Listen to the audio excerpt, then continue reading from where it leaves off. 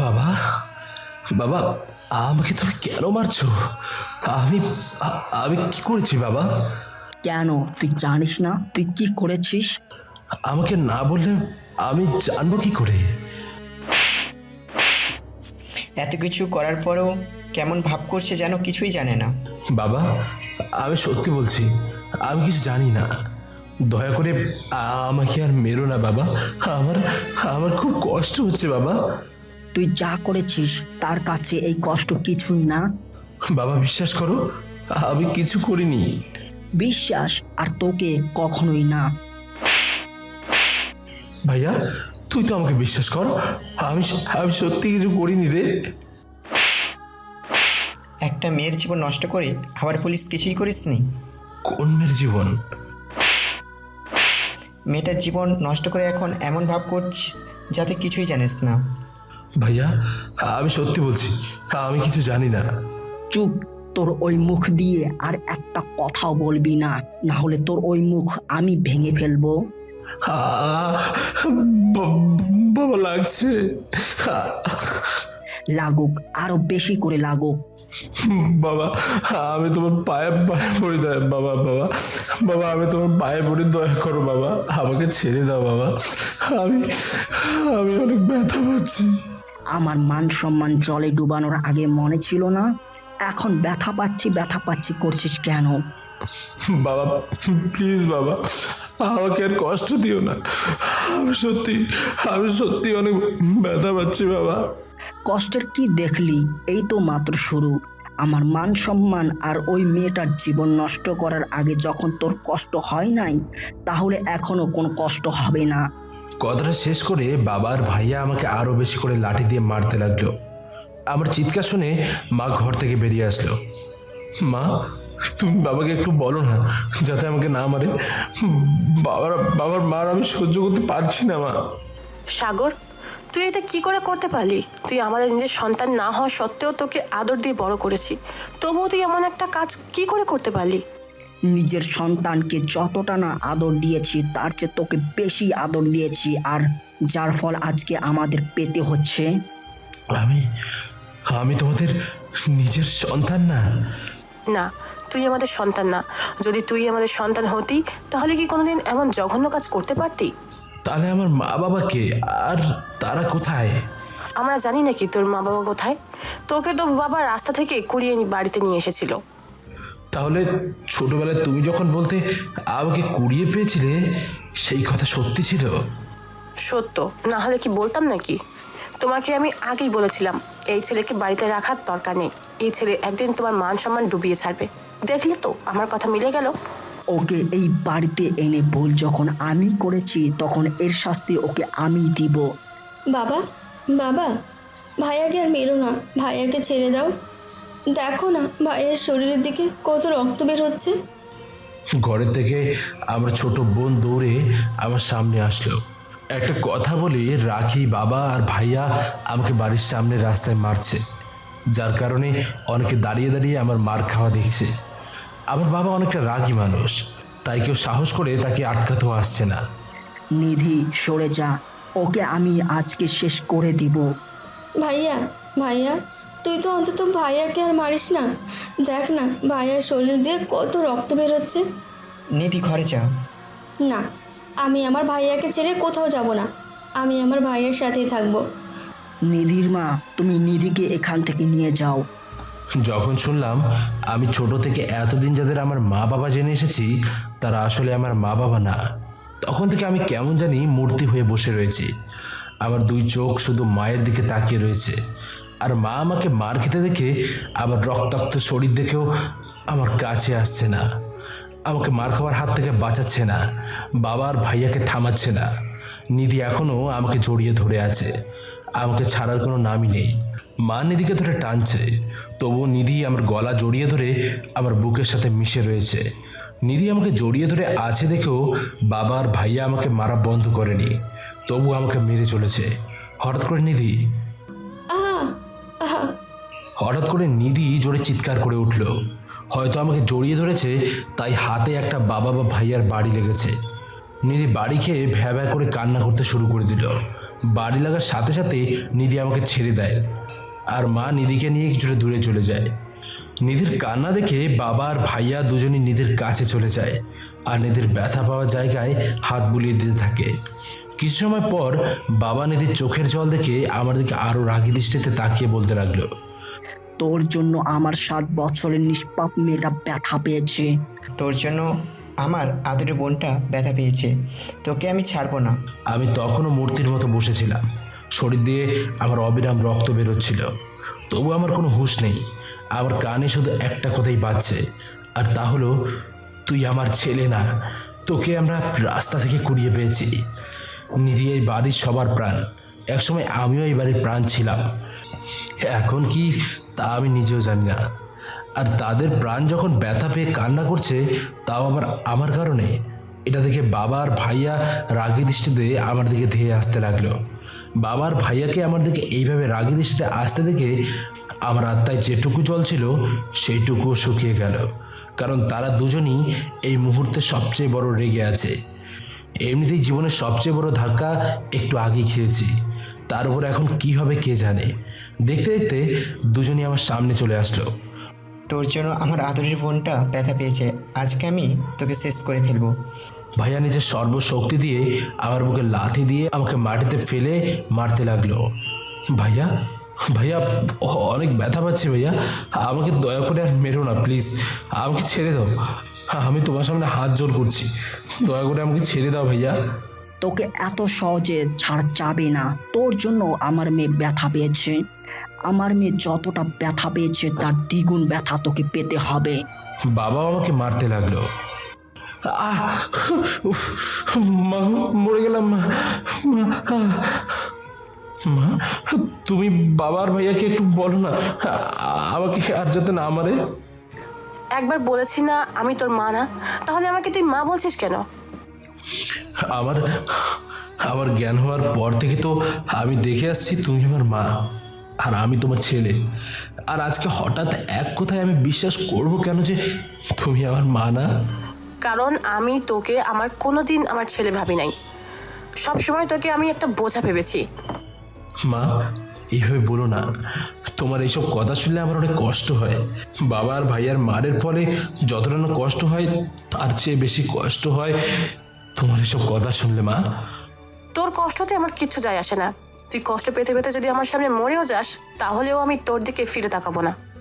বাবা আমি কি অপরাধ করেছি আমি জানি না, তবুও তোমরা আমাকে মারছো, এতে আমার বিন্দুমাত্র কষ্ট হচ্ছে না, কিন্তু তুমি মাকে একটু বলো না এসব মিথ্যে কথাগুলো জানি আর না বলে। আমার পা ছাড় হতচ্ছাড়া। তোর শরীরের এই অপবিত্র রক্ত যদি আমার শরীরে লাগে তাহলে আমিও অপবিত্র হয়ে যাব। আর নিধির মা তোকে যা বলেছে তার প্রতিটা কথা সত্য। সন্তানের শরীরের রক্ত বাবার পায়ে লাগলে বাবা অপবিত্র হয়ে যায়, কথাটা তুমি বলতে পারলে? কিসের সন্তান? তুই আমার সন্তান না। রাস্তা থেকে কুড়িয়ে পাওয়া সন্তান যে কখনো নিজের সন্তান হয় না, তুই তা আজকে তোর ব্যবহারে প্রমাণ করে দিয়েছিস। কাকা, ওর সাথে এত কথা বলছেন কেন? মারুন ওকে, আরো বেশি করে মারুন, যাতে ও আমার সাথে যা করেছে তা যেন আর জীবনে কারোর সাথে করতে না পারে। মেয়েলি কণ্ঠ শুনে আমি আস্তে আস্তে মাথা ঘুরে তার দিকে তাকাতেই আমার মনে হলো আমি যেন আকাশ থেকে পড়লাম, কারণ এই কথাটা আর অন্য কেউ নয়, আমার ভালোবাসার মানুষ, যাকে আমি নিজের জীবনের চেয়ে বেশি ভালোবাসি, সেই আরোহী বলছে। মা তুমি চিন্তা করো না, ওকে খাইয়ে পড়িয়ে আমি এতদিন যত টাকা নষ্ট করেছি ও আমি যে ভুল করেছি, আজকে এমন শিক্ষা দিব যে ও আর জীবনে অন্য কোনো মেয়ের দিকে তাকাতে পারবে না। বাবা শেষ পর্যন্ত তুমি আমায় খাওয়ার খোঁটা দিলে। মাত্র তো তোকে খোঁটা দিয়েছি, এরপর দেখ তোকে এমন মারবো যে এতদিন তোর পেছনে যত টাকা ঢেলেছি সব সুদ সহ তুলে নেব। বাবা আমি তোমার কাছে হাত জোর করছি, দয়া করে আর আমাকে মেরো না, দরকার পড়লে তুমি এতদিন আমার পিছনে যত টাকা ঢেলেছো সব টাকা আমি পরিশোধ করে দেব। তোর নিজেরই তো কোনো ঠিকানা নেই, তাহলে টাকা শোধ করবি কি করে? এতদিন তো আমাদের ঘাড়ে বসে আমাদের উপরে বোঝা হয়েছিলি। আমাকে একটা সুযোগ দিয়ে দেখো, আমি কথা দিচ্ছি আমি তোমাদের টাকা শোধ করে দেব, তবু আমাকে আর মেরো না। শুধু আমাদের টাকা দিলেই হবে না, তার সাথে ওই মেয়েটাকে টাকা দিতে হবে।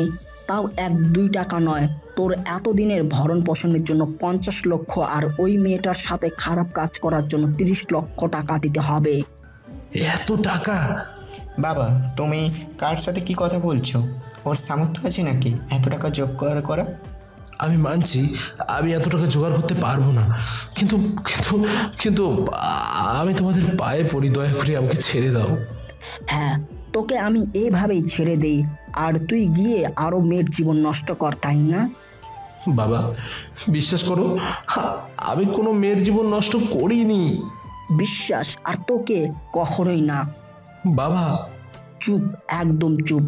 তোর এই পাপী মুখ দিয়ে আর কখনো আমাকে বাবা বলে ডাকবি না, নাহলে তোর এই মুখ আমি ভেঙে দিব। বাবা কিছু সময় পর আমাকে ছেড়ে দিল। তারপর বাবা আর ভাইয়া অবিরাম আমাকে মারতে লাগলো। লাথি, ঘুষি আর হাতের সামনে যা পাচ্ছে তাই দিয়ে আমাকে মারতে লাগলো। আমি এখন শুধু অবাক দৃষ্টিতে আরোহীর দিকে তাকিয়ে রয়েছি। আমি স্পষ্ট দেখতে পাচ্ছি আরোহীর চোখে জল। এই জল যে আমাকে কষ্ট পেতে দেখে নয়, তা আমি আরোহীর মুখ দেখে স্পষ্টই বুঝতে পেরেছি। কারণ আরোহীর মুখে একটা অস্পষ্ট হাসি লেগে রয়েছে, যে হাসি আমাকে বারবার বলে দিচ্ছে, খুব শখ না আমাকে ভালোবাসার? বোঝ এখন কেমন লাগে। কিন্তু আমার সাথে আরোহীর তেমন কোনো শত্রুতার সম্পর্ক নেই। বরং গতকাল পর্যন্ত এই আরোহী আমার জন্য পাগল ছিল। আমাকে নিজের মুখে বলেছিল আমাকে বিয়ে করবে, আর আমাকে ছাড়া থাকতেও পারবে না সে। কিন্তু আজকে হঠাৎ কি হলো আমি নিজেও জানি না। হঠাৎ করে নিধির চিৎকার আমার কানে আসলো। মা গো, জ্বলে গেল। তাকিয়ে দেখি মা নিধির হাতে মলম লাগিয়ে দিচ্ছে, আর নিধি ব্যথায় চিৎকার করে উঠল। নিধির চিৎকার দেখে বাবা আর ভাইয়া আমাকে মারা বাদ দিয়ে দৌড়ে নিধির কাছে চলে গেল। আমি ব্যথার শরীর নিয়ে আস্তে আস্তে উঠে দাঁড়ানোর চেষ্টা করলাম। শরীর থেকে অনেক বেশি রক্ত পড়ে গিয়েছে। খুব কষ্টে উঠে দাঁড়ালাম। আস্তে আস্তে হাঁটতে হাঁটতে নিধির কাছে চলে গেলাম, কারণ আমার আদরের বোনকে ব্যথায় চিৎকার করতে আমি দেখতে পাচ্ছিলাম না। আমাকে নিধির কাছে দেখে ভাইয়া বলল, তুই আবার আমার বোনের কাছে এসেছিস? ভাইয়া, ও তো আমারও বোন, তাই না? না, নিধি শুধু আমার বোন, ও তোর কেউ না। ভাইয়া, এইভাবে বলো না। আমাকে একবার নিধির কাছে যেতে দাও। দেখো না, পিচ্ছিটা কেমন ব্যথায় ছটফট করছে। বোন, তুই কান্না করিস না, মলমটা লাগিয়ে নে, দেখবি সব ব্যথা চলে যাবে। ভাইয়া, তোমার শরীর ব্যথা করছে না? ওরা শুধু শুধু তোমাকে মারলো। না রে পাগলি, আমার শরীরে ব্যথা করছে না। তোকে কষ্ট পেতে দেখে আমার শরীরের ব্যথা চলে গেছে। তাহলে এই রক্ত? এগুলো কিছুই না। কথাটা শেষ করার সাথে সাথে কেউ একজন আমার বাম হাত ধরে টানতে লাগলো। আমি মাথা ঘুরে তাকিয়ে দেখি বাবা আমাকে টানছে। বাবা আমাকে মাটির সাথে ঘষতে ঘষতে রাস্তায় নিয়ে আসলো আর বলল, তোর অনেক শখ আমার মেয়ের শরীরে হাত দেওয়ার, তাই না? তাহলে দেখ এইবার কেমন লাগে। কথাটা বলে বাবা এমন কিছু একটা করলো যার ফলে আমি বাবা গো বলে চিৎকার দিয়ে অজ্ঞান হয়ে গেলাম। বাবা আমাকে রাস্তায় নিয়ে যাওয়ার পর আমার বাম হাত রাস্তায় ফেলে আমার হাতের সামনে বসে একটা ইট দিয়ে হাতের মধ্যে বাড়ি দিল। আমি চিৎকার দিয়ে অজ্ঞান হয়ে গেলাম। বাড়ি দেওয়ার সাথে সাথে হাত থেকে রক্ত মাটিতে পড়তে লাগলো, তার সাথে ইটের টুকরোটাও রক্তে মেখে গেল। অন্যদিকে আমি অজ্ঞান হওয়ার পর বাবা বলতে লাগলো, তুই তোর এই হাতগুলো দিয়ে আমার মান সম্মান নষ্ট করেছিস, মেয়েটির ইজ্জত নষ্ট করেছিস, তার উপর আমার আদরের মেয়ের চোখে তোর জন্য জল এসেছে। তারপরেও তোর কত বড় সাহস আমার সামনে তুই তোর এই পাপী হাত দিয়ে ওর চোখের জল মুছিয়ে দিস। আজকে আমি তোর এই পাপী 2 হাত চিরতরের জন্য নষ্ট করে দেব। এরপর থেকে এই হাত দিয়ে না পারবি কোনোদিন কারো মান সম্মান নষ্ট করতে, আর না পারবি কোনো মেয়ের ইজ্জত নষ্ট করতে। এই বলে আমার ডান হাত রাস্তায় ফেলে সেই রক্তাক্ত ইট দিয়েই আবার আমার হাতে বাড়ি মারার জন্য উঠায়। ঠিক তখনই নিধি বাবা বলে চিৎকার দিয়ে চুপচাপ হয়ে যায়। বাবা নিধির চিৎকার শুনে আমাকে রাস্তায় রেখে দৌড়ে নিধির কাছে চলে যায়। মা, কি হয়েছে তোর? কথা বল মা। এই নিধি, কথা বলছিস না কেন? কি হয়েছে তোর? নিধি, আমার লক্ষ্মী বোন, আমার কি হয়েছে তোর? কথা বলছিস না কেন? ওগো, নিধি কথা বলছে না কেন? কি হলো আমার মেয়েটার? মা শান্ত হও, আমার মনে হয় নিধি অতিরিক্ত কান্না করার কারণে অজ্ঞান হয়ে গেছে। তুই নিধিকে ঘরে নিয়ে যা আর তাড়াতাড়ি একটা ডাক্তার ডেকে আন। আর তুমি কোথায় যাবে? যার জন্য আজকে আমার মেয়ের এই অবস্থা হলো তাকে আমি মেরেই ফেলবো। কথাটা বলে বাবা রাগে ঘরের ভেতর থেকে একটা লোহার রড নিয়ে আসলো। তারপর রাগী দৃষ্টিতে আমার দিকে আসতে লাগলো। কিছু সময়ের মধ্যে বাবা আমার সামনে চলে আসলো। মার ভাইয়ার সামনে দিয়ে বাবা সেই লোহার রডটা নিয়ে আমাকে মারতে আসলো। তারা দেখেও বাবাকে একটু আটকালো না। তারা জানে বাবার রাগ কত বেশি। এখন যদি কেউ বাবাকে না আটকায় তাহলে নির্ঘাত বাবা আমাকে মেরে ফেলবে। তারা এই কথাটা জেনেও বাবাকে আটকালো না, বরং তারা বাবাকে এই অবস্থায় ছেড়ে দিয়ে নিধিকে নিয়ে বাড়ির ভেতরে চলে গেল। বাবা আমার পাশে এসে দাঁড়িয়ে সেই শাবলটা উঁচু করে আমার বুকের ভেতরে ঢুকিয়ে দেবে। ঠিক তখনই চারজন ছেলে দৌড়ে এসে সরাসরি বাবার পা জড়িয়ে ধরে। এই চারজন আর অন্য কেউ নয়, বরং আমার বন্ধুরা। ওদের সবার চোখে জল। ওরা বাবার পা ধরেই কান্না সুরে বলতে লাগলো, কাকা, সাগরকে আর মারিয়েন না, এবার অন্তত ওকে ছেড়ে দিন। হ্যাঁ কাকা, সাগরকে দয়া করে ছেড়ে দিন। এই সাপলটা যদি ওর পেটে ঢুকিয়ে দেন তাহলে ও মারা যাবে। দয়া করে আমার বন্ধুকে মারবেন না।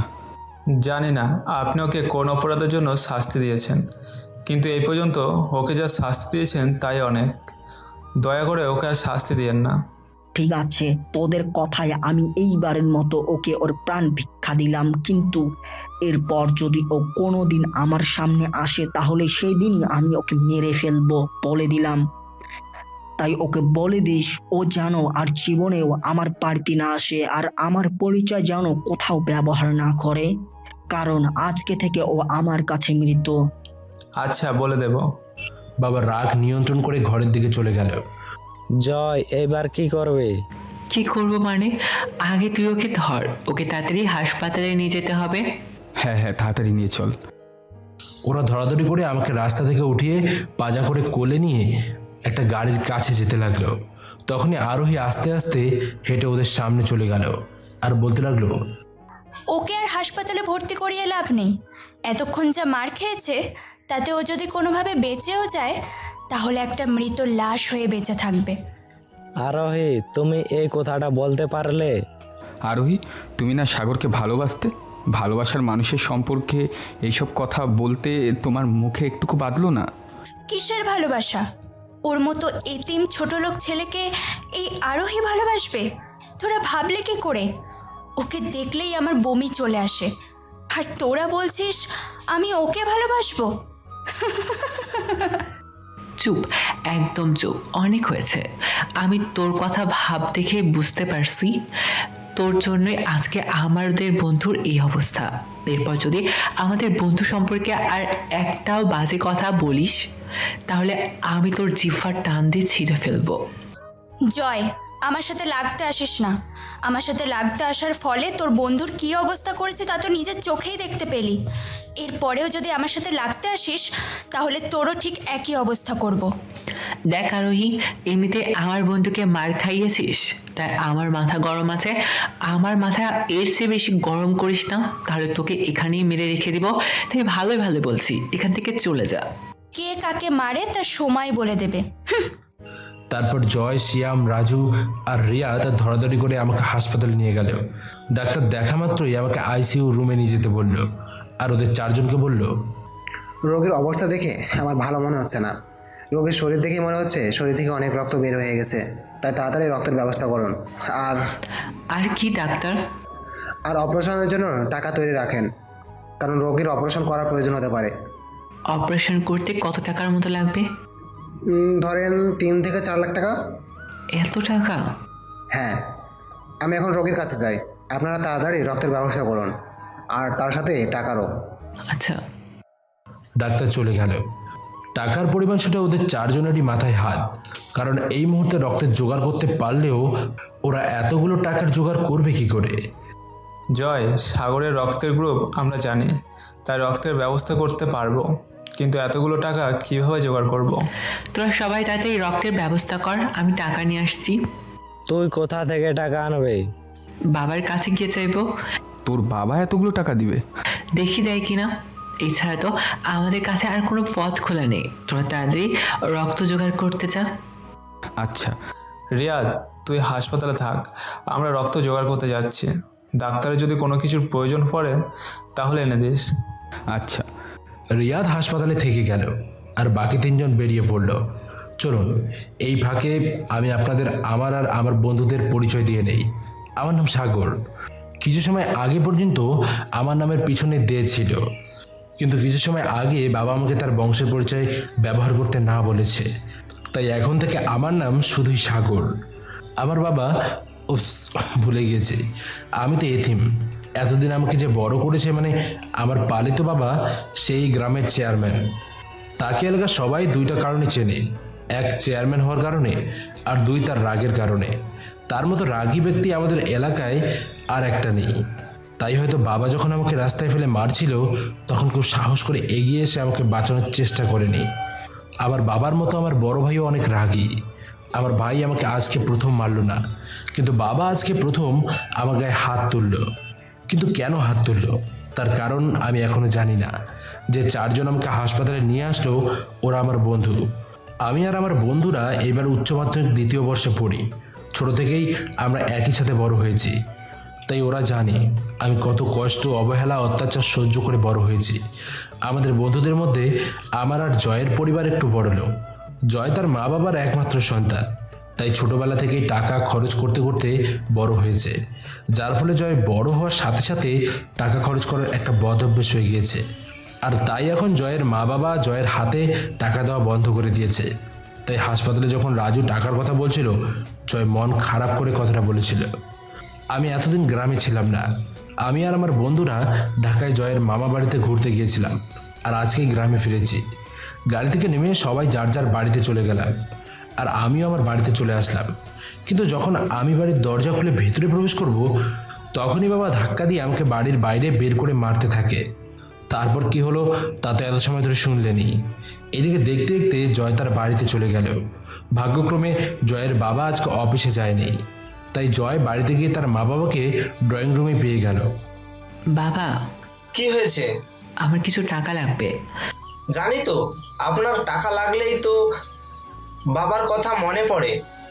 তা না হলে তো আপনার বাবার সাথে কথা বলার প্রয়োজনই পড়ে না। কত টাকা লাগবে? 4 লাখ টাকা। কি, এতগুলো টাকা? হ্যাঁ।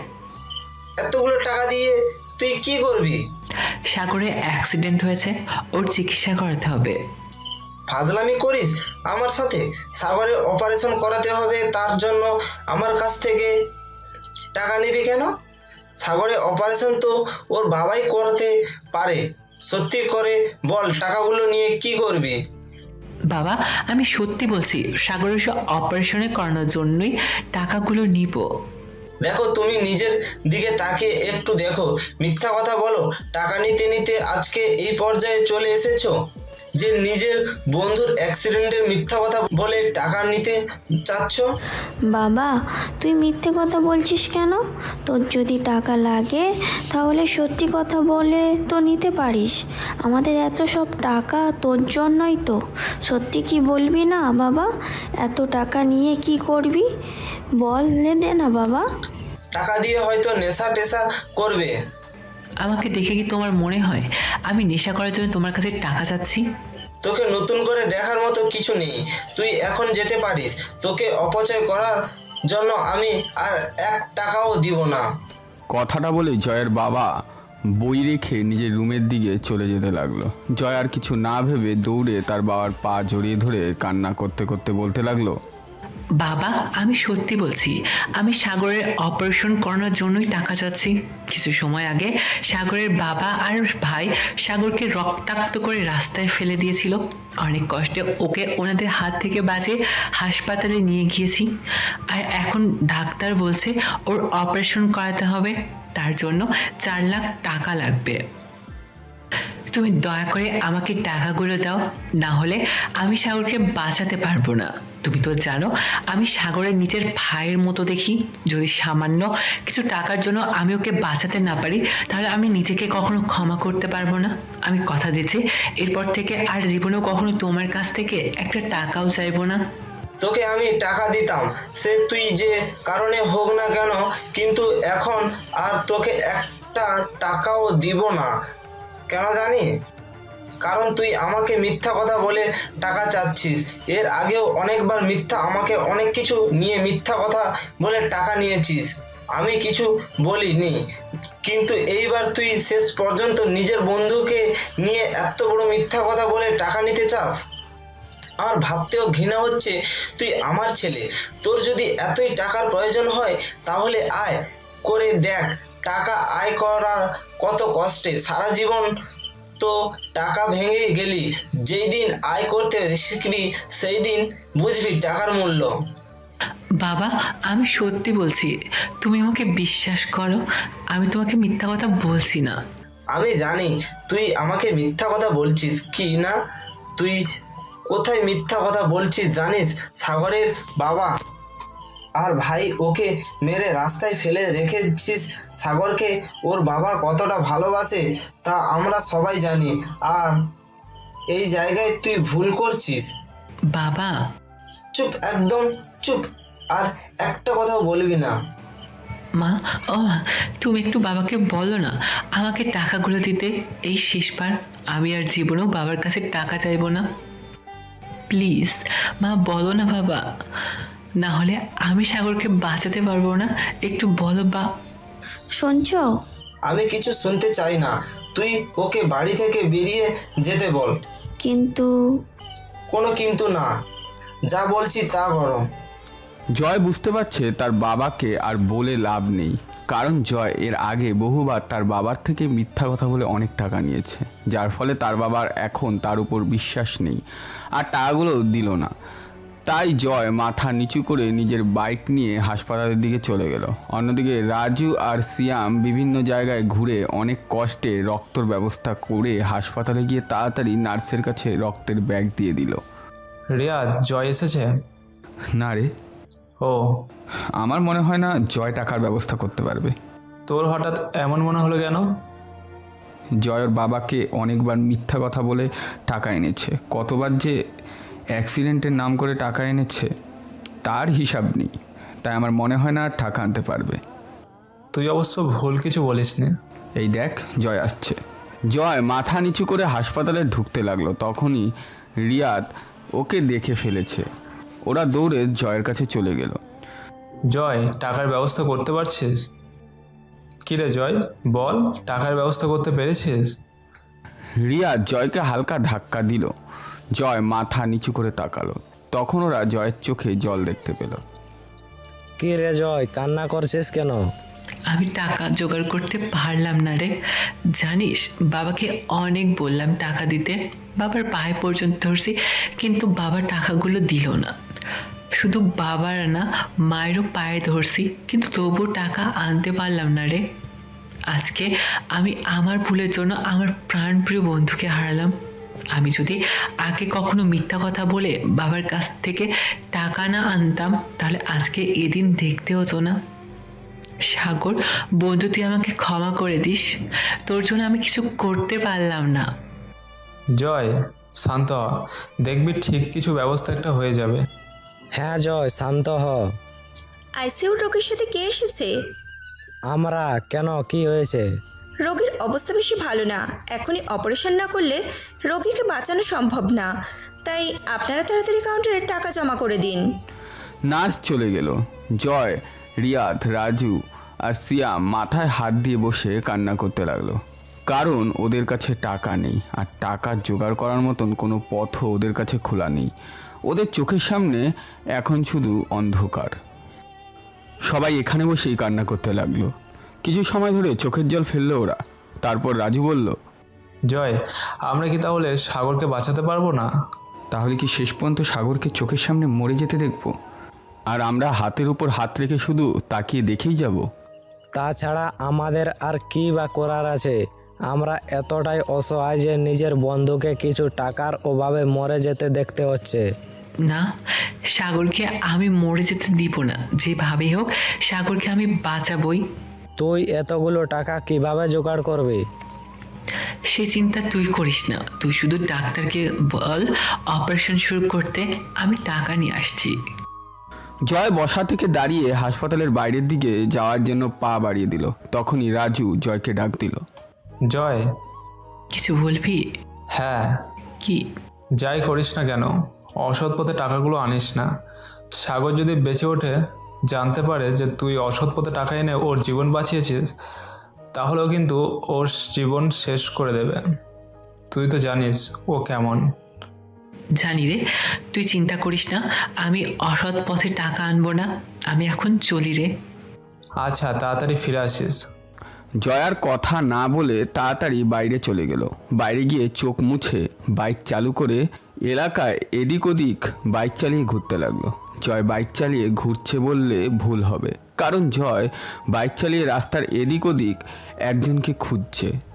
জয় বাইক নিয়ে চায়ের দোকানের কাছে আসতেই সেই মানুষটির দেখা পেল। তাই জয় তাড়াতাড়ি বাইক থামিয়ে তার কাছে চলে গেল। ভাই। আরে জয়, আজকে এই সময় এদিকে কি মনে করে? ভাই, আপনি না বলেছিলেন আমার বাইকের মতো একটা বাইক কিনবেন? হ্যাঁ। বাইকে কিনে ফেলেছেন? তোমার বাইকের মতো বাইকের দাম প্রায় 30 লক্ষ টাকা। আমার কাছে এখন এতগুলো টাকা নেই, তাই ভাবছি আরও কিছুদিন পরে কিনবো। আমি আমার বাইকটা বিক্রি করে ফেলবো, আপনি কি কিনবেন? কত দাম? 4 লাখ টাকা। জয়, তুমি কি আমার সাথে ফাজলামি করছো? 30 লক্ষ টাকার বাইক মাত্র 4 লক্ষ টাকায় কেউ বিক্রি করে? কেউ না করলেও আমি করব। এখন বলেন আপনি কিনবেন কিনা? আপনি না কিনলে আমাকে আবার অন্য কাউকে খুঁজতে হবে। কিনবো, কিন্তু হঠাৎ এত দামের বাইক এত কম দামে বিক্রি করে দিচ্ছ কেন? আমার এক্ষুনি 4 লাখ টাকার প্রয়োজন। বাবার কাছে চেয়েছি, কিন্তু বাবা দেয় নাই, তাই সিদ্ধান্ত নিয়েছি বাইক বিক্রি করে দিব। কিছু না মনে করলে বলবে এতগুলো টাকা তোমার এই মুহূর্তে কেন প্রয়োজন? সাগরের অপারেশন করতে হবে, তাই টাকাগুলো প্রয়োজন। সাগরের যদি অপারেশন না করাতে পারি, তাহলে টাকার অভাবে সাগর মারা যাবে, আর আমি চাই না আমি থাকতে আমার বন্ধু টাকার অভাবে মারা যাক। আচ্ছা, কিন্তু আমার টাকাগুলো তো বাড়িতে। তাহলে চলুন আপনার বাড়িতে যাই। সেখান থেকে টাকা নিয়ে যত দ্রুত সম্ভব আমাকে হাসপাতালে যেতে হবে। ঠিক আছে, চলো। ছেলেটাকে নিয়ে জয় তাড়াতাড়ি চলে গেল। আপনি ভেতর থেকে টাকা নিয়ে আসুন, আমি এখানে আপনার জন্য অপেক্ষা করছি। আচ্ছা। ছেলেটি বাড়ির ভেতরে চলে যাওয়ার পর জয় শেষবারের মতো নিজের বাইকটাকে ভালো মতো দেখতে লাগলো। এই বাইকটা জয় তার বাবার সাথে গিয়ে কিনেছিল। বাইক কেনার পর জয় বাইকের যতটা যত্ন নিয়েছে, এতটা যত্ন জয় কখনো নিজেরও নেয়নি। জয় যেখানে যেত সবসময় এই বাইক সাথে করে নিয়ে যেত। একজন বাবা তার সন্তানকে যেভাবে আদর করত, জয়ও ঠিক তেমনই তার বাইককেও আদর করত। কিন্তু আজকে আমার জন্য জয়কে তার প্রিয় বাইকটি বিক্রি করে দিতে হচ্ছে। জয় বাইকটাকে নিয়ে তার পুরনো স্মৃতিগুলো মনে করতে করতে চোখের কোণে জল এসে গিয়েছিল। কিছু সময়ের মধ্যেই ছেলেটি টাকা নিয়ে বাড়ির বাইরে চলে আসলো। জয়। হ্যাঁ বলুন। জয় দ্রুত হাত দিয়ে চোখের জল মোছে, যাতে ছেলেটি জয়ের চোখের জল না দেখে। তবুও ছেলেটি জয়ের চোখের জল দেখে ফেলেছে। এই নাও 4 লক্ষ টাকা। ধন্যবাদ, আপনি আমার অনেক উপকার করলেন। উপকার কোথায় করলাম? উপকার তো তুমি তোমার বন্ধুর করতেছ। আচ্ছা, আমি এখন আসি, আর এই নিন বাইকের চাবি। চাবিটা তুমি তোমার কাছে রেখে দাও। কেন? কারণ আমি তোমার বাইক কিনবো না। তাহলে এতগুলো টাকা আমাকে দিলেন কেন? সাগরের চিকিৎসার জন্য। কিন্তু কোনো কিন্তু নয়, আমি জানি তুমি তোমার বাইকটাকে কত ভালোবাসো। এত ভালোবাসার পরেও যদি তুমি শুধুমাত্র তোমার বন্ধুর জন্য নিজের প্রিয় বাইকটা বিক্রি করে দিতে চাও, তাহলে আমি এই সামান্য টাকাগুলো দিতে পারবো না কেন? আরে মিয়া, তুমি তো অনেক বেশি কথা বলো। আমি কি তোমার টাকাগুলো এমনিতে দিচ্ছি নাকি? আমি তো তোমাকে ধার দিচ্ছি, পরে না হয় আমাকে ফেরত দিও। ধন্যবাদ ভাই, আপনার উপকার আমি জীবনেও ভুলব না। হয়েছে হয়েছে, এখন তাড়াতাড়ি হাসপাতালে যাও আর সাগরের চিকিৎসা করাও। আচ্ছা। জয় তাড়াতাড়ি বাইকে উঠে হাসপাতালে এসে টাকা জমা দিয়ে দেয়, আর চিকিৎসা শুরু হয়ে যায়। অন্যদিকে জয় বাড়ি থেকে বের হয়ে যাওয়ার পর জয়ের মা জয়ের বাবাকে বলে, শুনছো? কি? আমার মনে হয় জয় সত্যি কথা বলছে। তোমার এমন মনে হওয়ার কারণ? আমি জানি জয় মিথ্যে কথা বলে অনেক টাকা নিয়েছে, কিন্তু এইবারে জয়ের কান্না কেমন জানি একটা কষ্ট ছিল। তাছাড়া তুমি হয়তো খেয়াল করনি, জয়ের শার্টে রক্ত লেগেছিল। রক্ত তো নিজের ইচ্ছেতেও লাগাতে পারে। তাছাড়া তুমি জানো সাগরের বাবা সাগরকে কতটা ভালোবাসে, আর উনি কিনা সাগরকে মারবে? সাগরের বাবা নিজের সন্তানের থেকে নিজের সম্মানকে বেশি ভালোবাসে। আর কিছুদিন ধরে এলাকায় সাগরকে নিয়ে যে সব কথা শোনা যাচ্ছে, তার ফলে ওনার সম্মানে আঘাত লেগেছে, আর তার ফলে হয়তো আজকে উনি সাগরকে মেরেছে। আমি তো এই কথাটা ভেবে দেখি নি। তার মানে কি জয় সত্যি কথা বলছিল? হয়তো। জয়ের বাবা আর এক মুহূর্ত দাঁড়িয়ে না থেকে তাড়াতাড়ি বাড়ির বাইরের দিকে যেতে লাগলো। কোথায় যাচ্ছ? হাসপাতালে। কেন? জয় যদি সত্যি কথা বলে তাহলে সাগরে অপারেশন করাতে টাকা লাগবে, আর আমি চাই না সাগর টাকার অভাবে চিকিৎসা না পেয়ে মারা যাক। আমিও তো তোমার সাথে যাব। চল। ওনারা গাড়ি নিয়ে হাসপাতাল দিকে যেতে লাগলো। এইদিকে হাসপাতালে জয় টাকা জমা দেওয়ার পর সবাই আইসিইউ রুমের সামনে বসে রইল। সবার চোখেই জল। জয়, হ্যাঁ বল। এত টাকা কিভাবে পেলে? বাইক বিক্রি করতে গিয়েছিলাম, সেখান থেকে পেয়েছি। তোর প্রিয় বাইকটা বিক্রি করে দিয়েছিস? বন্ধুর প্রাণে সে এসব বাইক কিছুই না। বন্ধুত্ব মানুষের কতটা গভীর হওয়া উচিত তা তোকে দেখে জানা এবং শেখা উচিত রে। হ্যাঁ রিয়াদ, তুই ঠিক বলেছিস। সিয়াম আর রাজু দৌড়ে গিয়ে জয় আর রিয়াদকে জড়িয়ে ধরলো। কিছু সময় পর জয় অনুভব করলো তার মাথার চুলে কেউ হাত বুলিয়ে দিচ্ছে। জয় ওদের ছেড়ে মাথা উঁচু করে সামনের দিকে তাকিয়ে অবাক হয়ে যায়, কারণ তার মাথায় তার বাবা হাত বুলিয়ে দিচ্ছে। শুধু তাই নয়, তার চোখের কোণে জল, আর তার পাশে জয়ের মা শাড়ির আঁচল দিয়ে নিজের চোখের জল মুছছে। বাবা, তুমি কান্না করছো কেন? জয়, আমাকে তুই ক্ষমা করে দিস। তোকে আমি বিশ্বাস করিনি, কিন্তু তবুও তুই নিজের বন্ধুর জন্য নিজের প্রিয় বাইক বিক্রি করে দিলি। বন্ধু জীবনের কাছে এগুলো কিছুই না। আর হ্যাঁ, তুমি আমার কাছে ক্ষমা চাইও না।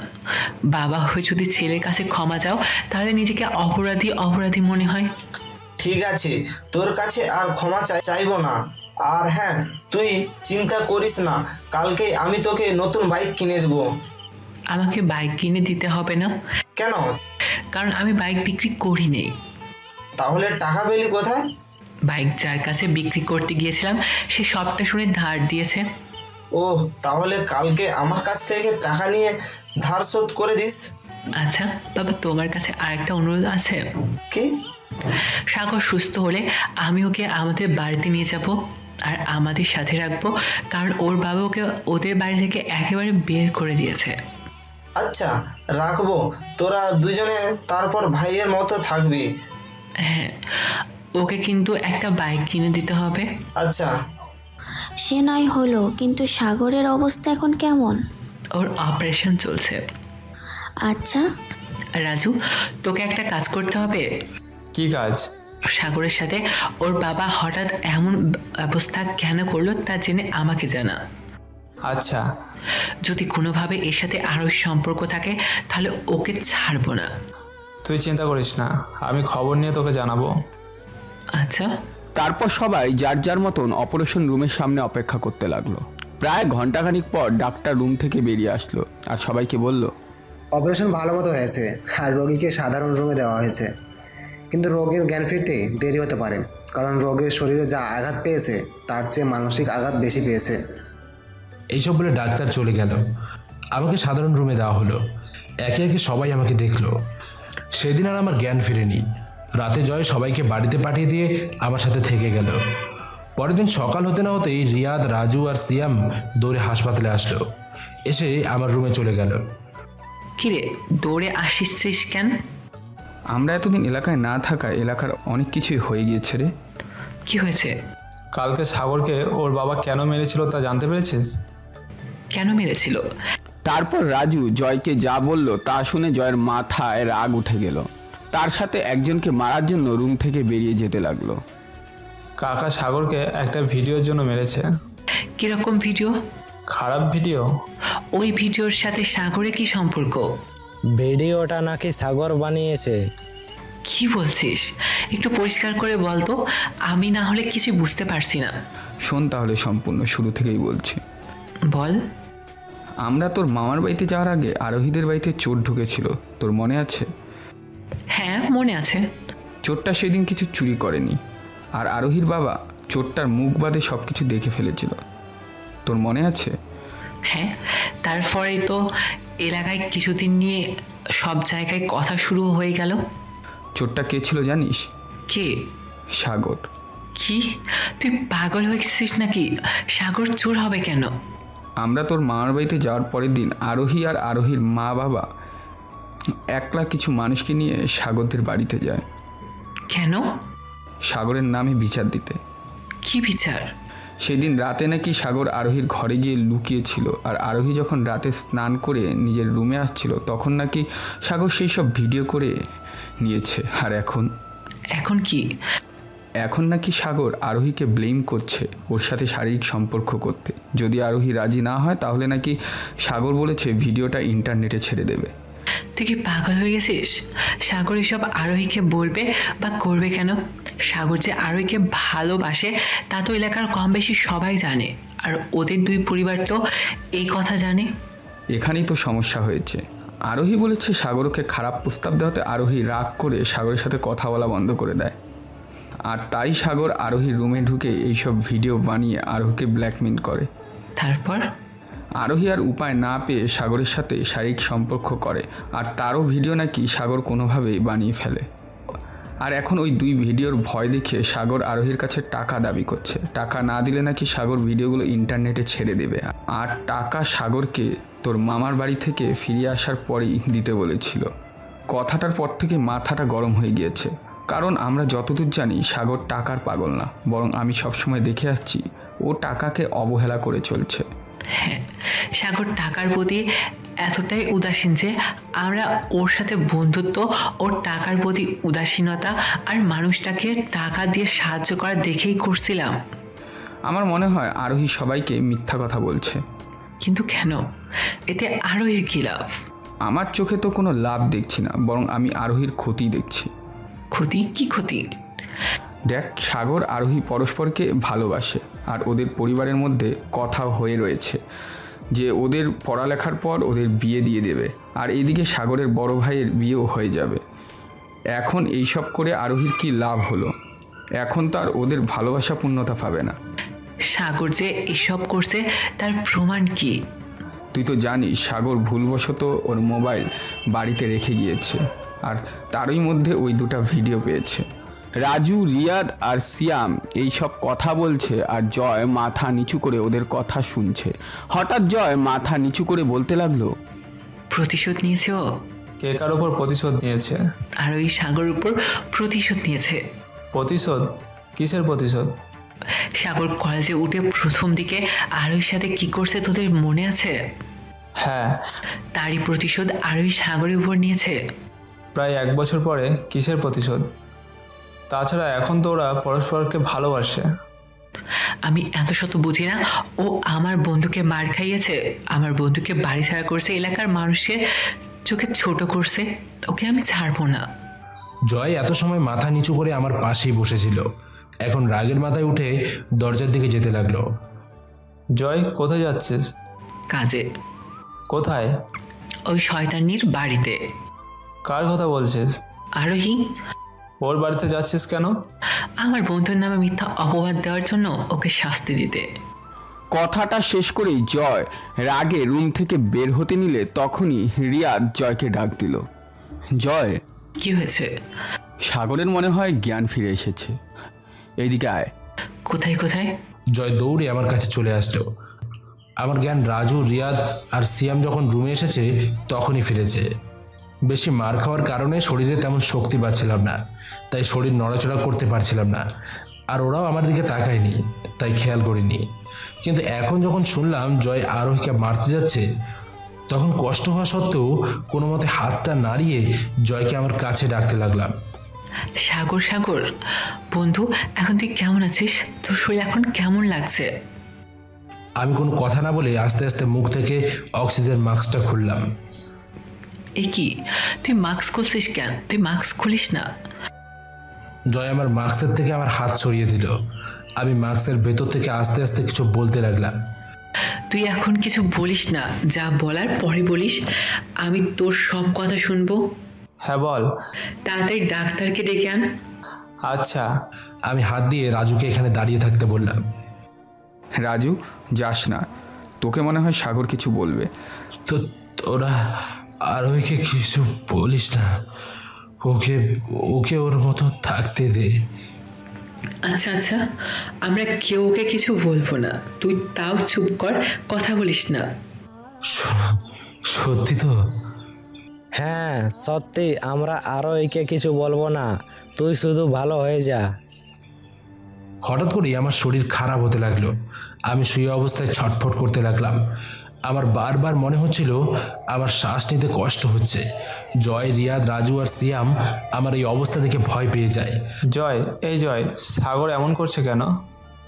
জানি না রে। তার মানে হচ্ছে সাগর শ্বাস নিতে পারছে না, ওর খুব কষ্ট হচ্ছে। তাহলে দাঁড়িয়ে রয়েছিস কেন? তাড়াতাড়ি গিয়ে ডাক্তারকে ডাক। হ্যাঁ যাচ্ছি যাচ্ছি। সিয়াম ডাক্তার ডাক্তার বলে চিৎকার করতে করতে রুম থেকে বেরিয়ে গেল। আর এদিকে আমার অবস্থা আরও খারাপ হতে লাগলো। ওরা আমার এই অবস্থা দেখে আরও বেশি ভয় পেয়ে গেল। কিছু সময়ের মধ্যেই সিয়াম ডাক্তার নিয়ে আসলো। ডাক্তার সবাইকে রুম থেকে বের করে আমাকে দেখতে লাগলো। ওরা বাইরে চিন্তায় এদিক থেকে ওইদিকে হাঁটতে লাগলো। কিছু সময় পর ডাক্তার রুম থেকে বেরিয়ে আসলো। ডাক্তার, সাগর ভালো আছে তো? এখন ভালো আছে। সাগরের কি হয়েছিল? মানসিক চাপ বেশি পড়ার কারণে এমন ছটফট করছিল।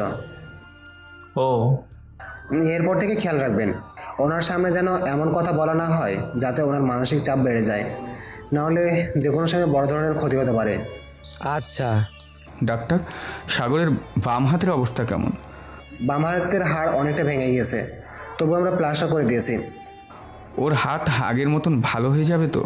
আগের মতোই হবে, কিন্তু কিছুটা ব্যথা থেকেই যাবে। আচ্ছা, আমি এখন আসি, ওনার দেখাশোনা ভালো মতো করিয়েন। ঠিক আছে।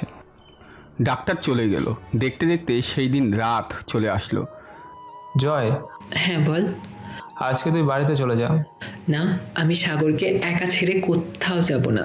সাগরের এত চিন্তা করিস কেন? আমি আছি তোর সাথে। কালকে রাতে তোর ভালো মতো ঘুম হয়নি, তাই বলছি আজকে বাড়িতে গিয়ে ঘুমা।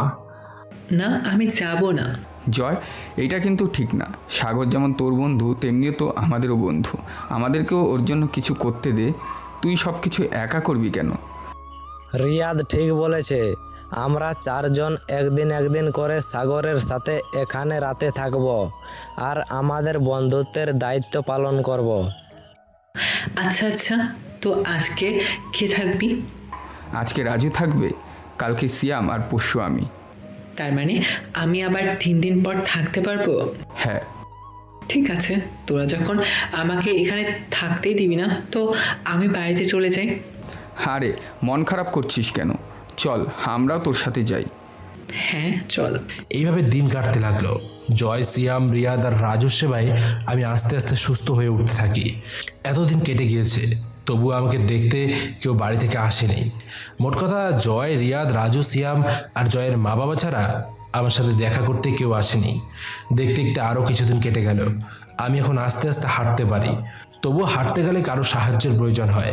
কারণ কখনো কখনো হাঁটতে গেলে শরীরে ব্যথা পাই, আর তখন নিজের উপর নিয়ন্ত্রণ হারিয়ে পড়ে যেতে হয়। একদিন রাতে আমি হাসপাতালের বেডের ওপর বসে বসে ভাবতে লাগলাম, আচ্ছা আমি কি এমন অপরাধ করেছি যার জন্য বাবা আমাকে মেরে বাড়ি থেকে বের করে দিল? আর আমি যদি এতিমই হই, তাহলে বাবা শুধু শুধু আমার পেছনে এতগুলো টাকা নষ্ট করলো কেন? কেনই বা আমাকে এত বড় করলো? বাবা তো আমাকে সেদিন রাস্তায় ফেলে দিতে পারতো। এতে অন্তত আমি তো বাবা বা তার পরিবারের ওপর বোঝা হয়ে থাকতাম না। সেদিন যদি আমাকে রাস্তায় ফেলে আসতো, তাহলে অন্তত কুকুরে আমাকে খেয়ে ওর পেট ভরাতো, আর আজকে আমাকে ওই দিন দেখতে হতো না। আচ্ছা, আমি না হয় একটু ভুল করেই ফেলেছিলাম, তাই বলে কি বাবা আমাকে পশুর মতো মেরে বাড়ির বাইরে বের করে দিতে পারলো? বাবার কি আমার উপর একটুও মায়া হলো না? বাড়িতে যদি কোনো কুকুর বা বেড়াল আনা হয়, তাহলে বছর না যেতে যেতেই তার উপর মায়া পড়ে যায়। এই মায়ার ফলেই সেই কুকুর বা বিড়ালটার কষ্ট দেখলে কষ্ট হয়। আর আমি তো বাবার ছেলে, ভালোবাসা দিয়ে এত বড় করেছে আমাকে, তার ছোট ছেলের পরিচয় বড় করেছে, তাহলে আমাকে এত মারার আগে কি বাবার একটুও কষ্ট হলো না? কি জানি, হয়তো আসলেই আমি ওনাদের ঘাড়ের বোঝা হয়েছিলাম, তাই হয়তো আমার সাথে এমন করলো। তাছাড়া বোঝা হবই না কেন, এত বড় হয়ে গেছি তবুও বাবার টাকা চলতে হয়। একে তো রাস্তায় পেয়েছে, তার উপর এখনও বেকার। এমন ছেলে পরিবার আর বাবার ঘাড়ের বোঝাই তো হয়। এতদিনে বাবা হয়তো বুঝতে পেরেছে আমি আসলেই তার ঘাড়ের বোঝা হয়ে গেছি। এতদিন ছিলাম পালিত বাবার ঘাড়ের বোঝা হয়ে, আর এখন বন্ধুদের আর তাদের পরিবারের ঘাড়ের বোঝা হয়ে। কবে যে আমি মানুষের ঘাড়ের বোঝা হওয়ার থেকে মুক্তি পাবো কে জানে। এইসব ভাবছিলাম আর ডান হাত দিয়ে চোখের জল মুছছিলাম। আমি এতটাই ভাবনার গভীরে হারিয়ে গিয়েছিলাম যে কখন বন্ধুরা আমার সামনে চলে এসেছে আমি নিজেও জানি না। সাগর, এই সাগর। কে রে? তোরা কখন আসলি? আমরা আসছি, অনেকক্ষণ হয়েছে।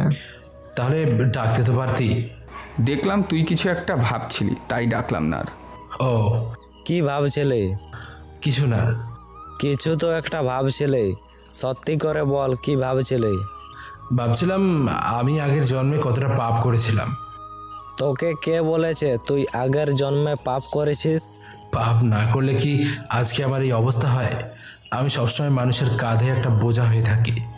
জানি, আমার মাঝে মাঝে মনে হয় আমার চেয়ে হয়তো প্রতিবন্ধী মানুষরাও ভালো, তারা তো অন্তত আত্মসম্মানে বাঁচতে পারে। তোকে কে বলেছে তুই মানুষের ঘাড়ে বোঝা হয়ে আছিস? বলার কি আছে, আমি তো নিজের চোখেই দেখতে পাচ্ছি। এতদিন বাবার ঘাড়ে বোঝা হয়েছিলাম, আর আজকে থেমে গেলি কেন বল? আজকে আজকে তোদের ঘাড়ে। আচ্ছা, একটা কথা বলবি? কি কথা? আমাকে তোরা বাঁচালি কেন? সেদিন আমি মরে যাচ্ছিলাম, আমাকে মরতে দিতি। অন্তত অন্তত আমি কষ্টের হাত থেকে মুক্তি তো পেতাম। জানিস, এখন না আবার অনেক কষ্ট হয়, বারবার নিজেকে শুধু অপরাধী মনে হয়, কারণ আমার জন্য তোদের কত টাকা নষ্ট হয়ে গেল। আমার টাকার চেয়ে তোর জীবনের দাম বেশি। এতিমের আবার জীবন। হাসালি রে জয়, হাসালি। সাগর, চুপ কর। সে না হয় করবো, কিন্তু আমার জন্য তোদের এত টাকা নষ্ট করা ঠিক হয়নি। এমনিতেই কত টাকা ঋণ আমার উপর, না জানি কোনোদিন শোধ করতে পারবো কি না। তারপর তোরা আমাকে হাসপাতালে ভর্তি করে আমার পেছনে টাকা ফেলে আমাকে আরও ঋণী করে দিলি। জয় সাগরকে 2টা থাপ্পড় মারলো আর বলতে লাগলো, আমি তোর কাছে টাকা চেয়েছি যে তুই টাকার তুলনা দিচ্ছিস? আমি এসব আমাদের বন্ধুত্বের জন্য করছি, আর তুই কিনাচ্ছি। আমার ভাবতেও কষ্ট হচ্ছে তুই আমাদের সম্পর্কে এমন ভাবতিস। কি করব বল, পরিবারের মানুষ যখন সম্পর্ক ভেঙে দেয় তখন অন্য সব সম্পর্কের ওপর থেকে ভরসাও চলে যায়। তুই চিন্তা করিস না, কাকা কাকি তোর থেকে মুখ ফিরিয়ে এনেছে তো কি হয়েছে? তোর সাথে আমরা আছি, আমার পরিবার আছে। আর হ্যাঁ, তুই সুস্থ হলে আমার সাথে আমাদের বাড়িতে থাকবি। না রে, এ হয় না। কেন হয় না? আমি আর নতুন করে কারো উপর বোঝা হতে পারবো না রে। চুপ, একদম চুপ। আমি বা আমরা পরিবার তোকে কখনো বোঝা ভাবিনি, আর না ভাববো। তবুও তুই যদি আর একটা কথা বলিস তাহলে এক থাপ্পড়ে তোর দাঁত বের করে দিব। আচ্ছা, আর কথা বলবো না। আমি চুপ করে গেলাম। তারপর যথারীতি আমার জন্য খাবার আসলো, আমি খেয়ে শুয়ে পড়লাম। আজকে আমার সাথে জয় থাকবে, বাকি সবাই চলে গেল। জয় জায়গায় গিয়ে ঘুমিয়ে পড়লো, কিন্তু আমার চোখে আজকে ঘুম আসছে না। বারবার শুধু জয়ের কথাটাই কানে বাজছে, তুই সুস্থ হলে আমার সাথে আমাদের বাড়িতেই থাকবি। কথাটা চোখ খুলে যত ভাবছি তত বেশি খারাপ লাগছে। আমার মন বারবার শুধু বলছে, না সাগর, জয়ের সাথে ওর বাড়িতে যাস না। এমনিতেই তুই জয়ের কাছে অনেক ঋণী হয়ে গেছিস, আর ঋণী হোস না। আর তাছাড়া তোর পরিবার যেখানে তোকে বোঝা ভাবে, সেখানে তুই কোনো দিনও যে তোর বন্ধুর পরিবারের উপর বোঝা হয়ে যাবি না তা কে বলতে পারে। আমি যতবার চাচ্ছি এই কথাগুলো না ভাবতে, আমাকে ততবার এই কথাগুলো ভাবাচ্ছে। তারপরেও অনেক কষ্টে এই কথাগুলো মাথা থেকে ঝেড়ে ফেলে ঘুমের দেশে হারিয়ে গেলাম। পরের দিন সকালে রিয়াদ, সিয়াম আর রাজু তাড়াতাড়ি হাসপাতালে চলে আসলো। জয় তখনও ঘুমিয়ে রয়েছে। ওরা 3 জন আমার রুমে এসেই জয় বলে একটা চিৎকার করে উঠলো। জয় ওদের চিৎকার শুনে চোখ মেলে তাকালো। কি রে, তোরা এত সকালে কিছু হয়েছে নাকি? না। তাহলে এত তাড়াতাড়ি আজকে চলে আসলি কেন? কেন জানি ঘুম আসছিল না, বারবার সাগরের কথা মনে পড়ছিল, তাই চলে এসেছি। জয়, সাগর কোথায়? এই তো সাগর আর জয় মাথা ঘুরিয়ে আমার বেডের দিকে তাকাতে তাকাতে থেমে গেল, কারণ বেডে আমি নেই। কি রে বল, সাগর কোথায়? কালকে রাতে এখানেই ছিল, এখন আবার কোথায় চলে গেল? চলে গিয়েছে মানে? সাগর এখনো ঠিক মতন হাঁটতেই পারে না আর তুই বলছিস চলে গিয়েছে? এত চিন্তার কি আছে? হয়তো বাথরুমে গিয়েছে। জয়কে ঘুমিয়ে থাকতে দেখে হয়তো আর বিরক্ত করেনি। হতেও পারে। তাহলে আর কি আমরা বসে বসে অপেক্ষা করি? সাগর বাথরুম থেকে বেরিয়ে আসলে ওর সাথে দেখা করব আর কথা বলবো। হ্যাঁ। সাগর ওরা চারজন সোফায় বসে আমার জন্য অপেক্ষা করতে লাগলো। দেখতে দেখতে অনেকটা সময় পার হয়ে গেল, তবু আমি বাথরুম থেকে বেরিয়ে আসলাম না। তাই রাজু বিরক্ত হয়ে বলল, না, আর কত সময় এভাবে বসে অপেক্ষা করব? সেই কখন থেকে বসে বসে অপেক্ষা করছে, কিন্তু সাগরের বাইরে আসার কোনো নামগন্ধই নেই। তাই তো, কারো তো বাথরুমে এত সময় লাগার কথা না। আচ্ছা, বাথরুমে সাগরের কিছু হয়ে যায়নি তো? হতেও পারে। তোরা বস, আমি গিয়ে দেখছি সাগর ভেতরে এত সময় ধরে কি করছে, আর এই ফাঁকে আমিও ফ্রেশ হয়ে আসি। আচ্ছা যা। জয় ওদের তিনজনকে বসিয়ে রেখে বাথরুমের কাছে চলে গেল। জয় যেই বাথরুমের দরজার ধাক্কা দিল তেমনি দরজা খুলে গেল। এমন একটা ভাব যে বাথরুমের ভিতরে কেউ নেই। জয়ের মনটা ধক করে উঠল, আর জয় ভাবতে লাগলো দরজা এভাবে খোলা কেন? তাহলে কি বাথরুমের ভেতর সাগর নেই? কিন্তু জয় চিন্তাটা দূরে ঠেলে দিয়ে আবার নিজের মনে মনেই ভাবতে লাগলো, সাগর বাথরুমের ভেতর না থেকে কোথায় যাবে? আমিও না কিসব চিন্তা করছি। জয়, বাথরুমের সামনে দাঁড়িয়ে কি ভাবছিস? কিছু না। জয় উত্তর দিয়ে দরজা ঠেলে ভেতরে চলে গেল। ভেতরে গিয়ে জয় রাজু বলে চিৎকার করে উঠল। জয়ের চিৎকার শুনে রাজু, রিয়াদ আর সিয়াম দৌড়ে বাথরুমের দরজা ঠেলে ভিতরে চলে আসে।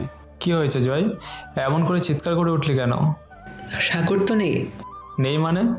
সাগর বাথরুম ভিতর নেই, তোরা বাইরে গিয়ে খোঁজ। বাথরুমের ভিতরে না থাকলে যাবে কোথায়? সাগর হয়তো বাইরে গেছে। সাগর ঠিক মতো হাঁটতে পারে না, আর তুই বলছিস ও বাইরে গিয়েছে? তুই আগে ভিতরটা ভালো করে দেখ, সাগর হয়তো ভিতরেই কোথাও আছে। এতটুকু জায়গা আর কি ভালো করে দেখবো? তোরা বাইরে গিয়ে দেখ। ঠিক আছে, যাচ্ছি। ওরা সবাই দৌড়ে বাইরে সাগরকে খুঁজতে চলে গেল, আর এইদিকে বাথরুমটা আরও ভালো করে দেখে নিল, কিন্তু তবুও কিছু পেল না। বাথরুমে দেখা শেষ করে জয় বাইরে গিয়ে মাথায় হাত দিয়ে সোফায় বসে চোখের জল ফেলতে লাগলো। কিছু সময় পর ওরা তিনজন আবার দৌড়ে রুমে চলে আসলো। জয় ওদের দেখে দাঁড়িয়ে গেল। সাগরকে পেয়েছিস? না রে, কোথাও তো পেলাম না। আমার অসাবধানতার কারণে আজকে সাগর হারিয়ে গেল। এমনিতে ওর শরীর ভালো না, তার উপর যে কোথায় হারিয়ে গেল কে জানে। আমরা এখন ওকে কোথায় খুঁজবো? জয় কান্না করিস না, দেখবি আমরা সাগরকে খুঁজে বের করব। আমরা ওকে খুঁজে বের করতে করতে ওর না আবার কিছু হয়েছে। তুই চিন্তা করিস না, আল্লাহ সাগরের কোনো ক্ষতি হতে দেবে না। সাগর যেখানে থাকবে সুস্থ থাকবে। জয়ের সাথে সাথে ওরা তিনজনও কান্না করছে। হঠাৎ করে রিয়াদের চোখ আমার বেডের পাশে গেল। সেখানে দেখতে পেল একটা পৃষ্ঠা পড়ে আছে। জয় দেখ, পৃষ্ঠাটা উঠছে, হয়তো সেখানে সাগর কিছু লিখে গিয়েছিল। ও কোথায় গিয়েছে বা না গিয়েছে? কোথায়? ওই যে বেডের পাশে। জয় দৌড়ে গিয়ে পৃষ্ঠাটা হাতে নিয়ে পড়তে লাগলো। জয়, কি লেখা আছে ওতে? একটু জোরে পড়, আমরাও শুনবো। হ্যাঁ, জোরে পড়। বন্ধুরা, তোরা আমাকে ক্ষমা করে দিস তোদের না জানিয়ে এইভাবে হাসপাতাল থেকে চলে আসার জন্য। বিশ্বাস কর, তোদের ছেড়ে যেতে আমার অনেক কষ্ট হচ্ছে। বারবার মনে হচ্ছে তোদের সাথে সারা জীবন থেকে যাই। জানিস, মনকে অনেকবার বোঝালাম একটু স্বার্থপর হয়ে যেতে, সারা জীবন তোদের সাথে থেকে যেতে, কিন্তু আমার মনটা আমাকে একটু স্বার্থপর হতে দিল না তোদের সাথে থাকতে। কারণটা কি জানিস? কারণ তোরা আমার জন্য একটু বেশি করে ফেলেছিস। হয়তো জীবনে কোনো একটা ভালো কাজ করেছিলাম, তাই তোদের মতো বন্ধু পেয়েছি। কিন্তু তোরা আমাকে নিয়ে এতটাই মেতে উঠেছিস যে তোদের নিজেদের একটা জীবন আছে তা তোরা ভুলে গিয়েছিস। আজ প্রায় 1 মাসের বেশি হতে চললো আমি হাসপাতালে। এই 1 মাস তোরা তোদের পড়ালেখা কাজকর্ম ছেড়ে আমাকে নিয়েই মেতেছিলি। চাইলেই আমি তোদের সাথে থাকতে পারতাম, কিন্তু কি বলতো, আমি না তোদের ওপর বোঝা হতে চাই না। এমনিতেই এতদিন তোদের অনেক টাকা খরচ করেছি, জানি না জীবনে তোদের এই ঋণ শোধ করতে পারবো কি না। জানি তোরা আমাকে অনেক বেশি ভালোবাসিস, আমিও তোদের কম ভালোবাসি না, কিন্তু তোদের ভোলার জন্য আমাকে তোদের ছেড়ে যেতে হচ্ছে। আমার মতো একটা চরিত্রহীন ছেলের সাথে তোরা থাকলে মানুষ তোদেরকেও খারাপ বলবে, আর আমার পরিবারের চাপ তো আছে। জানিস আমি না ইচ্ছে করে আরোহীর সাথে ওইসব করতে চাইনি, আমি এক প্রকার বাধ্য হয়েছিলাম। জানিস আমি না আরোহীকে অনেক ভালোবাসতাম, ওর জন্য নিজের পরিবারকেও ছাড়তে পারতাম, কিন্তু দেখ আজকে ও আমাকে ওর পরিবার থেকে দূর করে দিল। জয়, তুই আমার একটা কাজ করে দিবি? প্লিজ না করিস না। কখনো যদি তোর সাথে আমার বাবা বা ভাইয়ার সাথে কথা হয়, শুধু তাদেরকে একবার জিজ্ঞেস করিস আমি কি তাদের ঘাড়ের এতটাই বোঝা হয়ে গেছিলাম যে তারা আমার একটা কথা না শুনেই আমাকে বাড়ি থেকে তাড়িয়ে দিল। আমার তো বাকি সবার মতো তেমন কোনো চাওয়া পাওয়া ছিল না, আমি তো বেশি কিছু চাইনি, শুধু একটু ভালোবাসা চেয়েছিলাম। এইটাই কি আমার অপরাধ ছিল? জানি চিঠিটা পড়া শেষ করে তোরা আমাকে খুঁজতে যাবি, কিন্তু তাতে কোনো লাভ হবে না রে, কারণ ততক্ষণে আমি অনেক দূরে চলে যাব। আর হ্যাঁ জয়, তুই আমাকে মাফ করে দিস রে। তোর মানিব্যাগ থেকে কিছু টাকা চুরি করে নিলাম, বিশ্বাস কর আমি চুরি করতে চাইনি, কিন্তু কি বলতো, তোকে ডাকলে তুই আমাকে যেতে দিতে না, তাই তোকে না ডেকেই টাকাগুলো নিলাম। আর কিছু লিখতে পারছি না রে, তোদের ছেড়ে যেতে খুব কষ্ট হচ্ছে, খুব কান্না পাচ্ছে।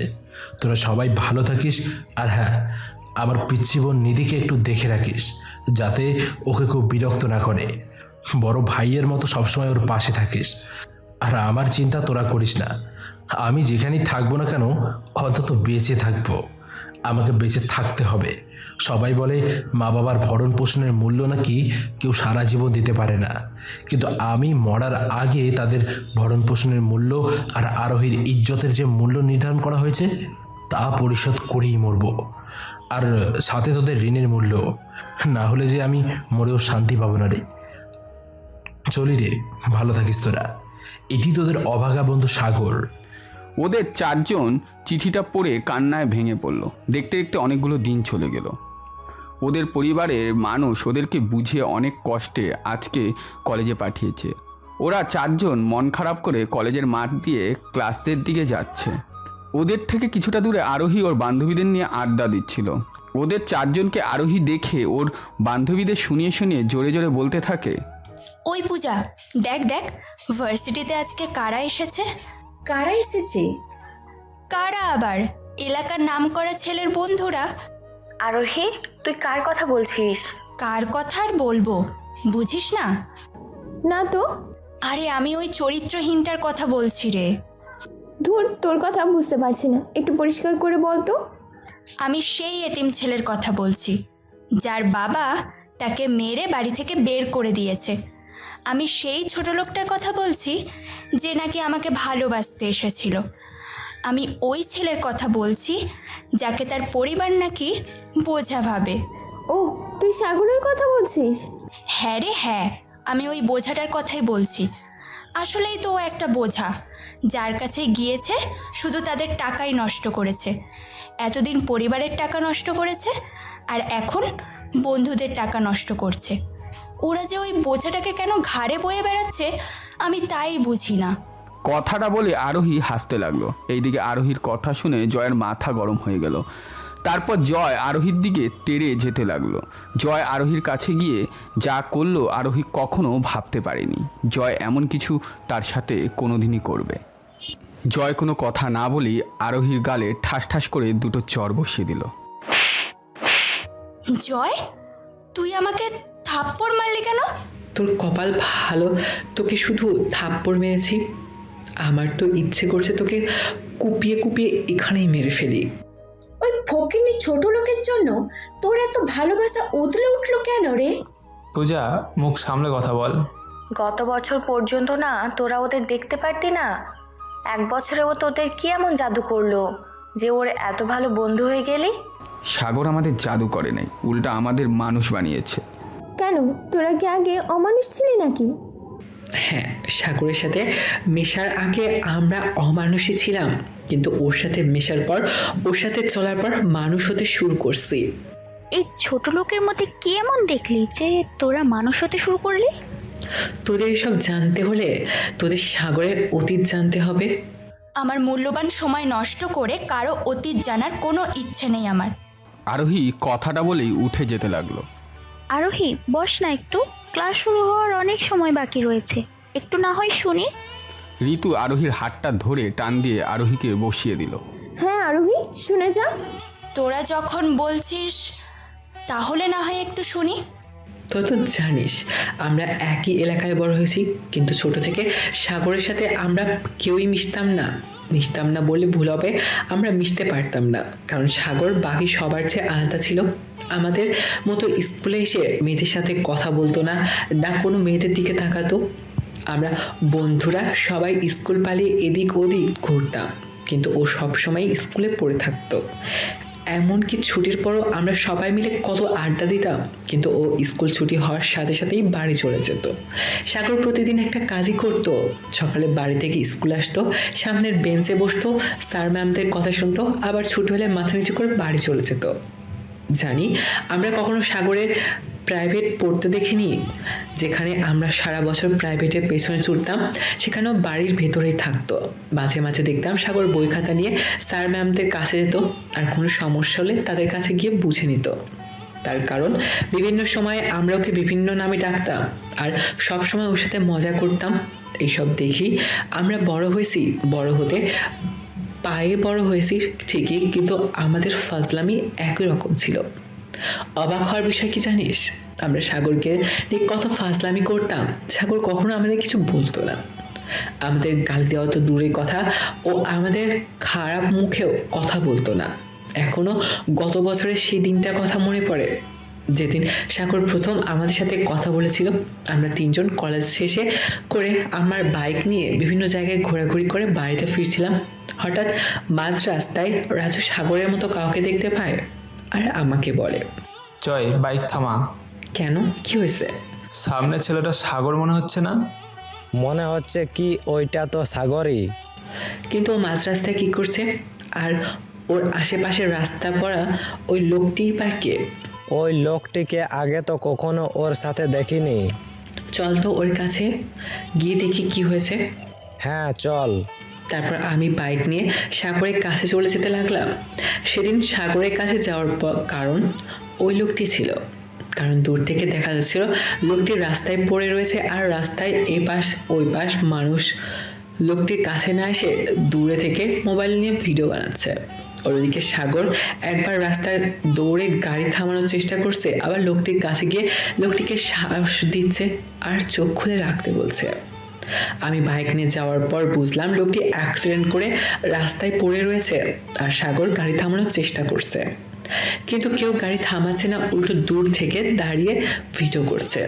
আমি বাইক নিয়ে সাগরের কাছে যেতেই সাগর দৌড়ে আমার কাছে আসলো। সাগরকে দেখে আমরা বাইক থেকে নামলাম। ভাই ভাই একটু সাহায্য করো না প্লিজ। কি হয়েছে, এমন করছিস কেন? দেখো না, একটা লোক অ্যাক্সিডেন্ট করেছে, ওনাকে একটু হাসপাতালে নিয়ে যাওয়ার জন্য ব্যবস্থা করে দেন না। লোকটা তোর কি হয়? আমার কিছু হয় নাই। তোর কিছু হয় যখন শুধু শুধু লোকটার জন্য এত কান্না করছিস কেন? যেভাবে রাস্তায় পড়ে আছে পরে থাকতে দে না। তোরা কি মানুষ? আমার কি মনে হয় জানিস, তোরা মানুষটা, তোরা এখানে দাঁড়ানো বাকি সবার মতো পশু হয়ে গেছিস। আমার ভাবতেও ঘৃণা হচ্ছে আমি তোদের মতো অমানুষদের সাথে এত বছর পড়ালেখা করেছি। মানুষের সাথে ফাজলামি করতে করতে তোরা নিজেদের মানুষত্বটা মাটিতে মিশিয়ে দিয়েছিস। ছি, কি জানি বললি? লোকটা আমার আপন কেউ না, তাই আমি বাকি সবার মতো লোকটাকে মরার জন্য এখানে রেখে চলে যেতে। আমি যদি বাকি সবার মতো হতাম না, তাহলে অনেক আগেই চলে যেতাম। আমিও চাইলে এখানে দাঁড়ানো প্রতিটা অমানুষের মতো হাতে মোবাইল নিয়ে ভিডিও করতাম, কিন্তু আমি পারিনি। কেন জানিস? কারণ ওদের মতো ছোট লোকদের ফেসবুক আইডি ভাইরাল হওয়ার চেয়ে আমার কাছে এই লোকটার জীবনের মূল্য অনেক বেশি।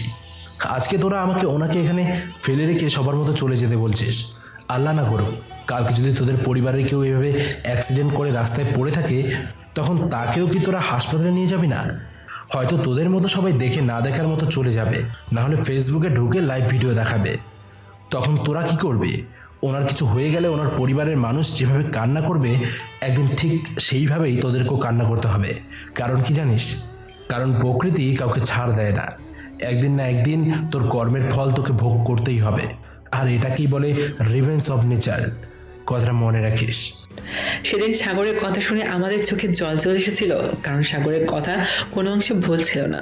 কিন্তু তবুও আমার সাহস করে লোকটার সাহায্য করতে যেতে পারছিলাম না, কারণ পুলিশ। বাংলাদেশে খুনিদের শাস্তি না হতে পারে, কিন্তু সাক্ষীর শাস্তি নির্ঘাত হয়। সাগরের কথা শুনে আমরা রাস্তায় দাঁড়িয়েছিলাম, ওর দিকে সাগর একবার লোকের কাছে গিয়ে তাকে দেখছে, আবার গাড়ি থামানোর চেষ্টা করছে, কিন্তু কেউ গাড়ি থামাচ্ছে না। সাগর, তুই যে লোকটাকে নিয়ে হাসপাতালে যেতে চাচ্ছিস, পরে যদি পুলিশ তোকে ধরে নিয়ে যায়? জানি আমাকে পুলিশ ধরে নিয়ে যাবে, কিন্তু তাতে আবার কিচ্ছু যায় আসে না। তুই কিভাবে জানিস? কারণ বাংলাদেশে দোষীর শাস্তি হয় না, কিন্তু যে দোষ করতে দেখে তার শাস্তি নিশ্চয়ই হয়। তুই কথাটা যেন লোকটাকে সাহায্য করতে চাচ্ছিস? হ্যাঁ। কিন্তু কেন? কারণ আমি আমার চোখের সামনে কাউকে মরে যেতে দেখতে পারবো না। যদি তাকে বাঁচানোর অপরাধে আমাকে জেলের ভাত খেতে হয়, তাও আমি রাজি। কারণ কি জানিস? কি? কারণ আমি সারা জীবন ভাববো আমি একজনের প্রাণ বাঁচানোর জন্য জেলে এসেছি, আর যদি আজকে তাকে ছেড়ে চলে যাই, তাহলে নিজের মনুষ্যত্বকে গলা চেপে মেরে ফেলে তারপর আমাকে এখান থেকে যেতে হবে, যা আমি বেঁচে থাকতে কোনোদিনই পারবো না। জানিস, সেদিন সাগরের কথাগুলো শোনার পর আমাদের চোখের জল অবিরাম পড়েছিল, আর আমরা সেখানে এক মুহূর্ত দাঁড়িয়ে থাকতে পারিনি। তাড়াতাড়ি রাস্তা থেকে একটা গাড়ি ধরে লোকটাকে হাসপাতালে নিয়ে যেতে সাগরকে সাহায্য করছিলাম। আমরা যখন লোকটাকে গাড়িতে উঠাচ্ছিলাম, তখন আশেপাশে মানুষদের একবার চোখ বুলে নিচ্ছিলাম। তখন দেখছিলাম সবাই নিজেদের মোবাইল বন্ধ করে মাথা নিচু করে রয়েছে, হয়তো অপমানে নয় লজ্জায়। সেদিন লোকটাকে আমরা সঠিক সময়ে হাসপাতালে নিয়ে যাওয়ার কারণে বেঁচে গিয়েছিল ঠিকই, কিন্তু এক কাজই সাগরের জীবন এক বিপদ ডেকে এনেছিল, যার কথা আমরা পরের দিন কলেজে আসার পর জানতে পেরেছিলাম। পরের দিন যখন আমরা তিনজন কলেজে আসি, তখন আগে থেকে সিদ্ধান্ত নিয়ে আসি যেভাবেই হোক আজকে সাগরের সাথে বন্ধুত্ব করব। কারণ গতকালে সাগরের কিছু মুহূর্তের কথা আমরা অনেক বেশি মুগ্ধ আর প্রভাবিত হয়েছিলাম। তাই আমরা নিজেদের লোভ সামলাতে না পেরে সাগরের সাথে বন্ধুত্ব করার সিদ্ধান্ত নেই। সাগর কলেজে এসে কারোর সাথে কথা বলে না দেখে আমরা তিনজন তাড়াতাড়ি কলেজে এসে কলেজ গেটের সামনে বটগাছের নিচে বসে থাকি, যাতে সাগর আসলে ওর সাথে কথা বলতে পারি। সেদিন সাগর কলেজে এসেছিল ক্লাস শুরু হওয়ার কিছু সময় আগে। সাগর কলেজে আসতে দেখে আমরা তিনজনই অবাক হয়ে গেছিলাম। ও দেরি করে কলেজে এসেছিল তার জন্য না, কারণ সাগর সবসময় দেরি করে কলেজে আসে। বরং অবাক হয়েছিলাম সাগরকে আজকে একটু বেশি শাড়ি ঢেকে কলেজে আসতে দেখে। প্রতিদিন সাগর কলেজে শার্টের হাতা ভাঁজ করা থাকলেও আজকে ভাঁজ করা ছিল না। আমরা সেদিন খেয়াল না দিয়ে দৌড়ে সাগরের সামনে চলে যাই। কি রে সাগর, কেমন আছিস? ভালো। তোর সাথে আমাদের কিছু কথা আছে। কোন বিষয়ে? কালকের বিষয়ে। ও, তোদের তো ধন্যবাদ দিতে ভুলে গেছি। কালকে আমাকে সাহায্য করার জন্য তোদের ধন্যবাদ। কথাটা বলেই সাগর তাড়াতাড়ি হেঁটে ক্লাসের দিকে যেতে লাগলো। আরে কোথায় যাচ্ছিস? ক্লাসে। আমাদের কথাটা তো শুনে যা। এখন না, ক্লাসের সময় হয়ে আসছে, ক্লাস শেষ করে তারপরে শুনবো। সাগর কোনো কথাটা বলে এক প্রকার দৌড়ে সেখান থেকে চলে গেল। সাগরের এমন ব্যবহারে আমরা কিছুটা অবাক হলাম, কিন্তু তেমন কিছু মনে করলাম না। আমরাও ক্লাসে চলে গেলাম। সবগুলো ক্লাস শেষ করে সাগরের দিকে তাকে দেখি সাগর তাড়াতাড়ি ক্লাসরুম থেকে বেরিয়ে যাওয়ার চেষ্টা করছে। সাগরের এই ব্যবহার থেকে আমার মনে একটু সন্দেহ তৈরি হলো। কেন জানি মনে লাগলো সাগর কোনো না কোনো কারণে আমাদের সামনে পড়তে চাচ্ছে না।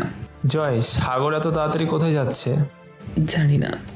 আমরা না ওকে বললাম ও যাতে ক্লাসের শেষে আমাদের কথা শুনে যায়। আমার মনে হয় সাগর আমাদের সামনে আসতে চাচ্ছে না, বা আমাদের কথা শুনতে চাচ্ছে না। কেন?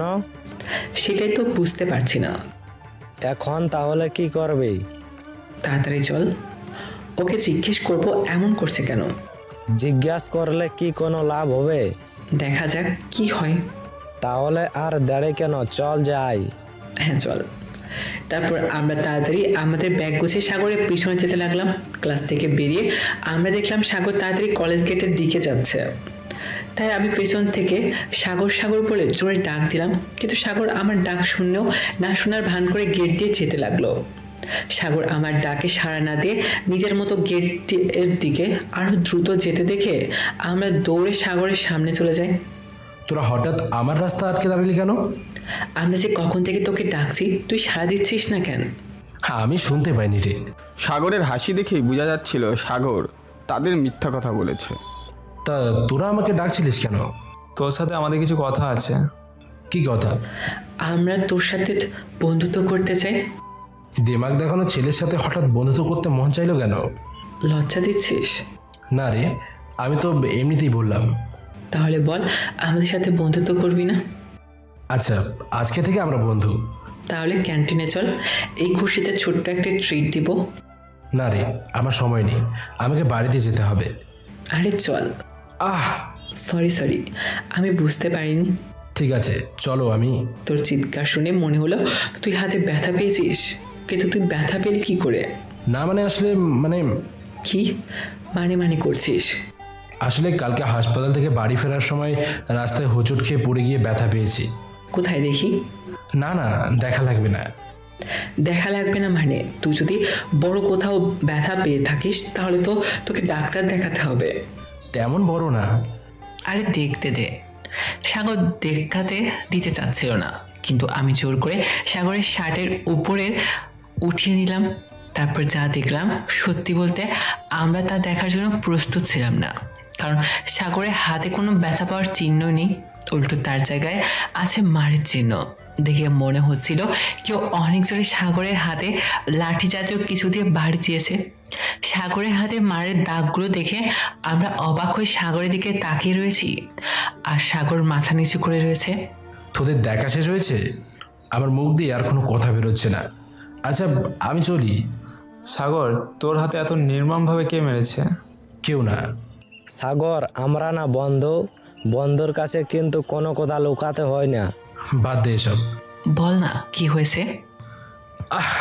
এখানেও? হ্যাঁ। এত নির্মমভাবে তোর সারা শরীরে কে মেরেছে? কেউ মারেনি। তাহলে এগুলো কি? এগুলো পুরস্কার। পুরস্কার? কিসের পুরস্কার? কালকে ওই লোকটাকে বাঁচানোর পুরস্কার। মানে কিছু না সাগর, আমরা বুঝতে পারছি কালকে বাড়িতে যাওয়ার পর তোর সাথে কিছু না কিছু একটা হয়েছে, তাই আমাদের কাছে আর লুকিয়ে লাভ নেই। যা বলার তা সত্যি সত্যি বলে দে। বুঝতে যখন পেরেছিস তাহলে শুনে আর কি করবি? বুঝতে পারছি কিছু একটা হয়েছে, কিন্তু কি হয়েছে তা তো জানি না, তাই শুনতে চাচ্ছি। আমাকে তাড়াতাড়ি বাড়িতে যেতে হবে, আমি চলি। আমি আমার বাইক দিয়ে তোকে বাড়িতে দিয়ে আসবো, তুই বল। বাইকে ওঠার অভ্যেস আমার নেই। বাইকে ওঠার অভ্যাস নাই নাকি তুই আমাদের বলতে চাচ্ছিস না?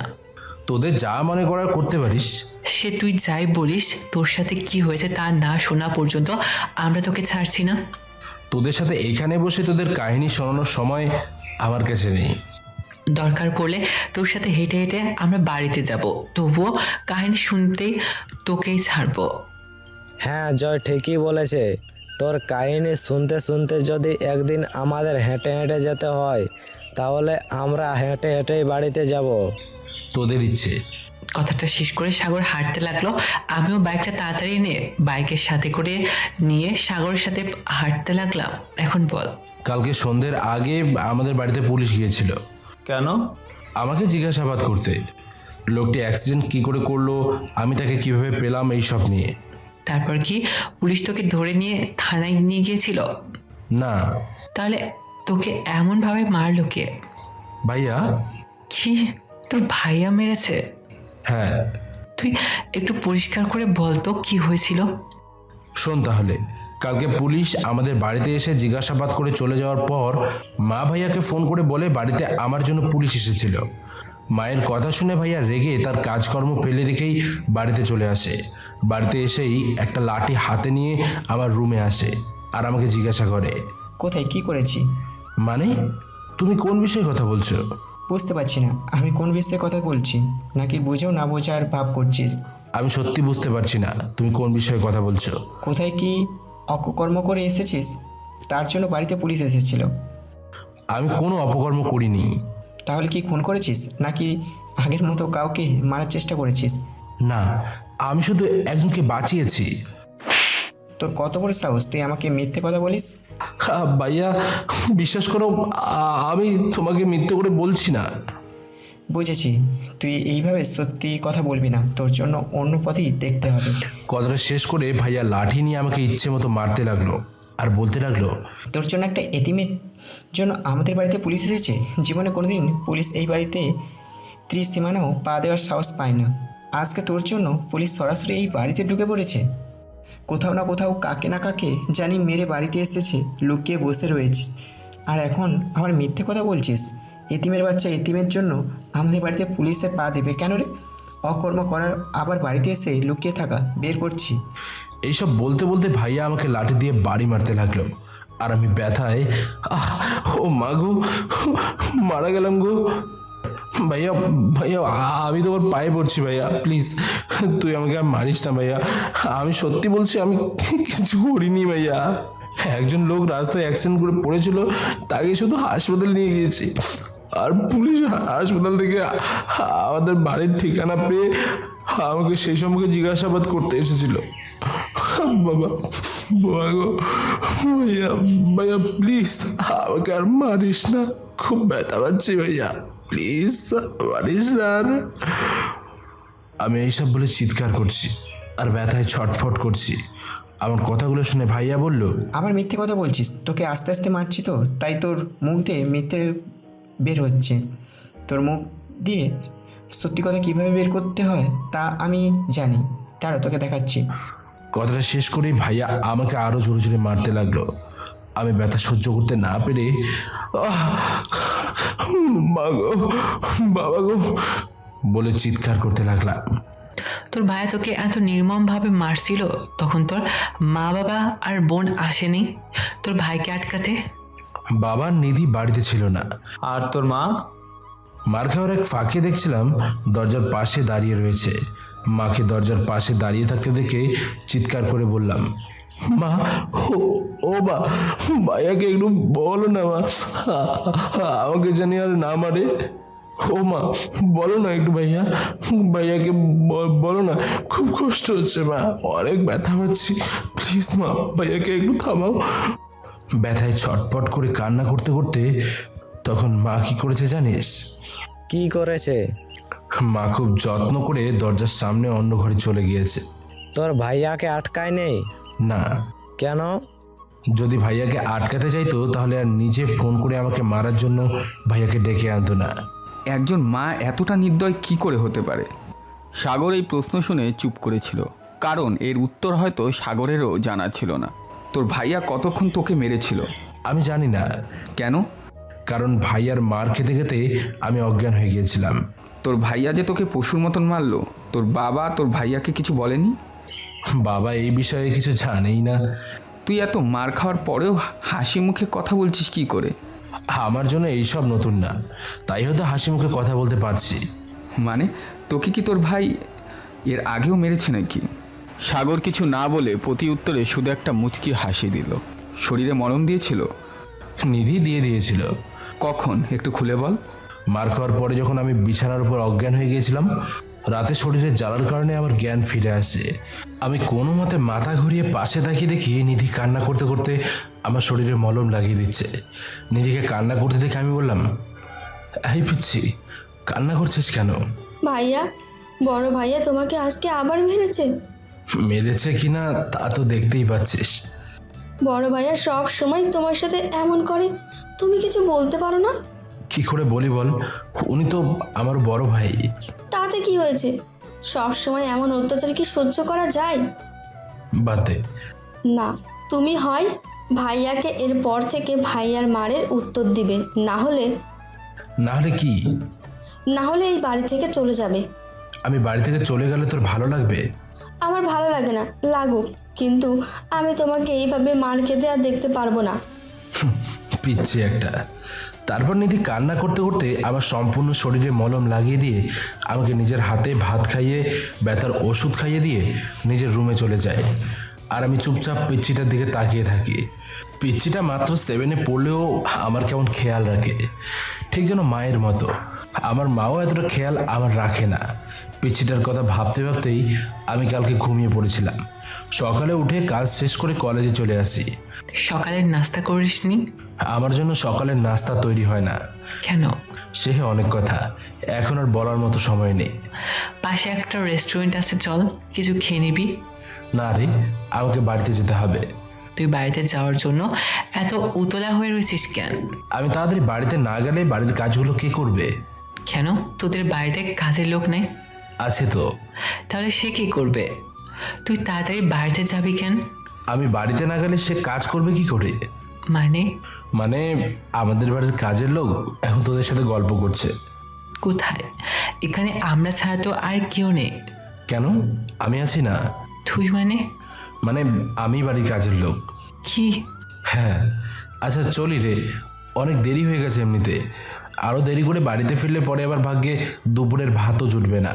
কথাটা শেষ করে সাগর চলে গেল, আর আমরা অবাক হয়ে ওর চলে যাওয়ার দিকে তাকিয়ে রইলাম। জয়, সাগর এগুলো কি বলে গেল? জানি না রে। সাগর যতদূর পর্যন্ত দেখা যায় ততদূর পর্যন্ত আমরা চারজন অবাক নয়নে তাকিয়েছিলাম। সাগরের চোখের দৃষ্টি অগরচলে চলে যাওয়ার পর আমরাও বাইরে চলে আসি, কিন্তু আমাদের মাথা থেকে প্রশ্ন দূর হচ্ছিল না।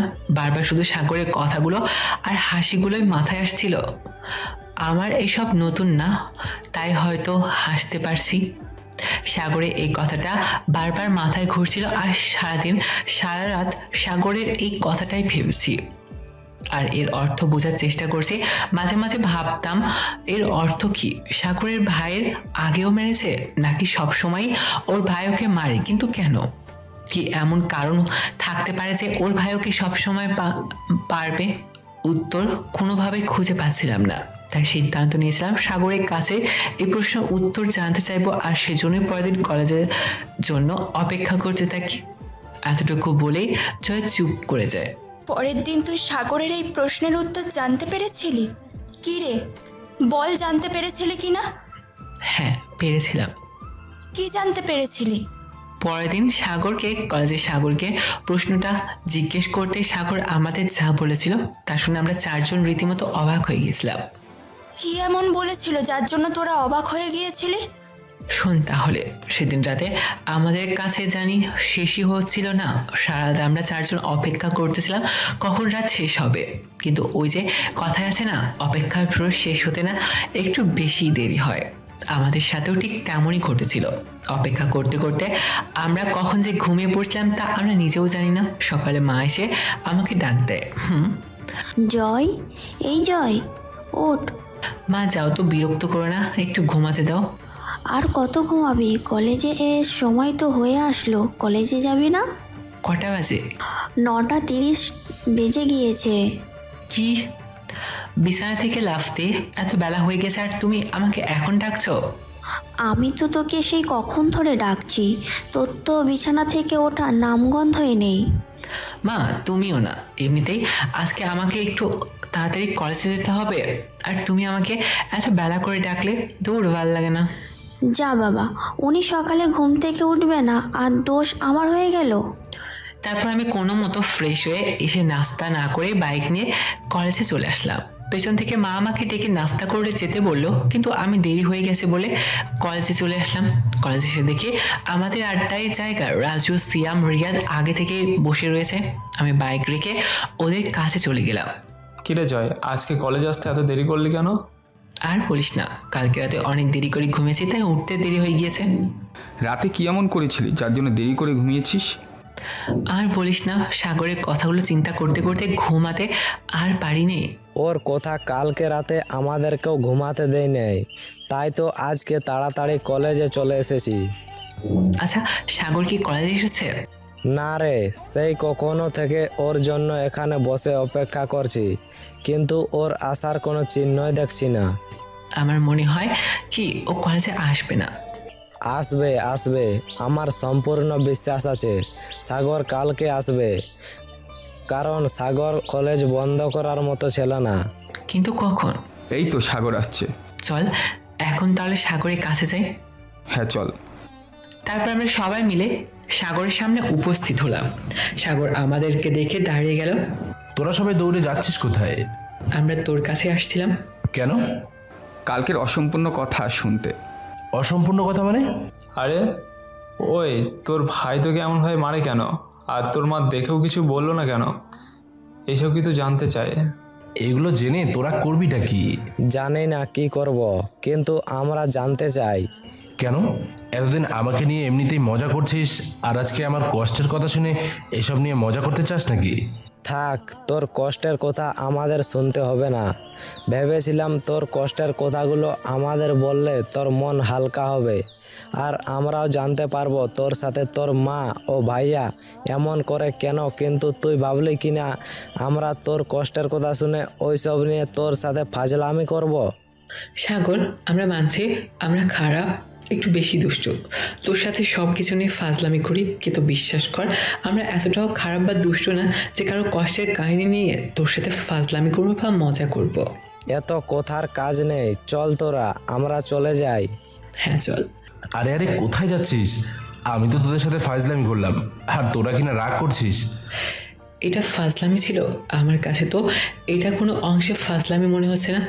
তোর কাছে ফাজলামি না মনে হলেও এটা আমার কাছে ফাজলামি ছিল। এখন চল। কোথায় যাব? কেন, ক্লাসে। তুই আমাদের তোর কাহিনী বলবি না? এত কিছু বলার সময় কোথায়? আমাদের হাতে এত সময়, আর তুই বলছিস সময় কোথায়? তোদের হাতে সময় থাকলেও আমার হাতে সময় নেই, আমাকে ক্লাস করতে হবে। একদিন ক্লাস না করলে কিচ্ছু হয় না। তোদের কিছু না হলেও আমার অনেক কিছু হবে। বন্ধুদের জন্য একদিন ক্লাস বন্ধ করতে পারবি না? কিন্তু কোনো কিন্তু না। তাছাড়া আমরা তো মাত্র প্রথম ক্লাসটা করব না। এত যখন জোরাজোরি করছিস তাহলে চল যাই, কোথাও গিয়ে বসি, তারপর তোদের কাহিনী শোনাই। হ্যাঁ চল। তারপর আমরা সবাই সাগরকে নিয়ে কলেজের পাশে নদীর দিকে গিয়ে নিরিবিলি একটা জায়গায় গিয়ে বসলাম। হ্যাঁ সাগর, এখন বল। কি বলবো? তোকে তোর ভাইয়া কবে থেকে মারে? আর তোর মা তোকে কবে থেকে অবহেলা করে? ভাইয়া আমাকে ছোটবেলা থেকেই মারে, আর মাও তখন থেকে অবহেলা করে। তারা তোর সাথে এমন করে কেন, তুই জানিস না? হয়তো জানি, হয়তো জানি না। মানে একটু পরিষ্কার করে বল। তোরা তো জানিস আমাদের পরিবারে আমরা 5 জন, ভাইয়া, আমি, আমাদের ছোট বোন নিধি, আর আমাদের মা বাবা। আমি যখন বুঝতে শিখেছি তখন থেকেই দেখে এসেছি মা আমাকে তেমন ভালোবাসে না, সবসময় কেমন অবহেলা করে। অপরদিকে ভাইয়াকে কত আদর করে। বলতে দ্বিধা নেই যে ভাইয়ার প্রতি মার এত ভালোবাসা দেখে আমার হিংসে হতো। শুধু হিংসে নয়, অনেক হিংসে হতো। মা ভাইয়াকে নিজের হাতে খাইয়ে দিত, স্নান করিয়ে দিত, আবার স্নানের পর সুন্দর সুন্দর পোশাক পরিয়ে সাজিয়ে দিত। আর আমার বেলা সব কিছু হতো উল্টো। কখনো আমাকে নিজের হাতে খাইয়ে দেওয়া তো দূরের কথা, কখনো আমাকে ভাত বেড়েও দিত না। মা আমাকে স্নান করিয়ে সুন্দর সুন্দর পোশাক পরিয়ে সাজিয়ে দিয়েছে এমন শুধু স্বপ্নেই দেখতাম, বাস্তবে মা আমার কাছেও আসতো না। তোরা হয়তো জেনে থাকবি আমি ছোট থাকতে বাবা অফিসের কাজে বেশি সময় বাড়ির বাইরেই থাকতো। যখনই বাড়িতে আসতো তখন আমার আর ভাইয়ার জন্য সুন্দর সুন্দর পোশাক নিয়ে বাড়িতে ফিরত। শুধু পোশাক নয়, অনেক খেলনা আর একটা বাচ্চার প্রয়োজনীয় যা যা লাগতো সব কিছু নিয়ে বাড়িতে ফিরত। আর মা সবসময় সেই খেলনা পোশাক ভাইয়াকে খেলতে দিত আর পরিয়ে রাখতো। আর আমার ভাগেরগুলো দিয়ে কি হতো জানিস? হ্যাঁ, আমার ভাগের পোশাক ভাইয়াকে পরিয়ে দিত, আর আমাকে ভাইয়ার পুরাতন পোশাকগুলো পরতে দিত। আমার খেলনাগুলো ভাইয়াকে খেলতে দিত, আর ভাইয়ারগুলো যত্ন করে আলমারিতে সাজিয়ে রেখে দিত। কিছুদিনের মধ্যে ভাইয়া আমারগুলো ভেঙে ফেলতো, আর তারপর বাবা বাড়িতে আসলে মা সেগুলো নিয়ে বাবাকে দেখিয়ে দেখিয়ে বলতো, দেখছো তোমার ছেলের কাণ্ড। তুমি এত শখ করে টাকা দিয়ে খেলনাগুলো কিনে এনেছো, আর ও কিনা কিছুদিন যেতেই সব খেলনা ভেঙে ফেলেছে। বাদ দাও না, ছেলে মানুষ ভাঙবেই তো। আবার যখন আসবো তখন ওর জন্য নতুন খেলনা নিয়ে আসবো। এখন বলো, তুমি শুভর পোশাক সাগরকে পরিয়ে রেখেছো কেন? আর বলো না, ওকে আমি কতবার বলি নতুন পোশাকগুলি পর, কিন্তু তোমার ছেলে কি বলে জানো? কি বলে? বলে আমি শুভ ভাইয়ার পোশাক পরবো, তুমি ওনাকে আমার পোশাক পরিয়ে দাও, আর আমাকে ওনার পোশাকগুলো পরতে দাও। যদি বলি যে তোমার শুভ ভাইয়ার পোশাক তো পুরাতন হয়ে গিয়েছে, তাহলে কি? বলে আমি কিছু জানি না, আমি ভাইয়ার ওই পুরাতন পোশাকগুলোই পরবো, আমি আমার নতুন পোশাক পরবো না। এইসব বলে জেদ ধরে বসে থাকে। তারপর আমি আর কোনোভাবেই ওকে নতুন পোশাকগুলো পরাতে পারি না। মা বাবাকে এইসব বলে বুঝিয়ে দেয়। প্রথমে মনে করতাম মায়ের আদর ভালোবাসা হয়তো এমনটাই হয়, কিন্তু যখন আস্তে আস্তে বড় হলাম তখন বুঝতে পারলাম এগুলো ভালোবাসা আদর কিছুই না, বরং এগুলোকে বলে অবহেলা। তোর মা যে তোর সাথে এমন করে, তুই তোর বাবাকে বলতি না? যখনই বুঝতে শিখেছি যে মা নিজের ইচ্ছেতেই আমাকে অবহেলা করে, তখন একবার বাবাকে গিয়ে বলেছিলাম। তখন যা হয়েছিল তা আমার কাছে আরও বেশি দুঃখের আর কষ্টের ছিল।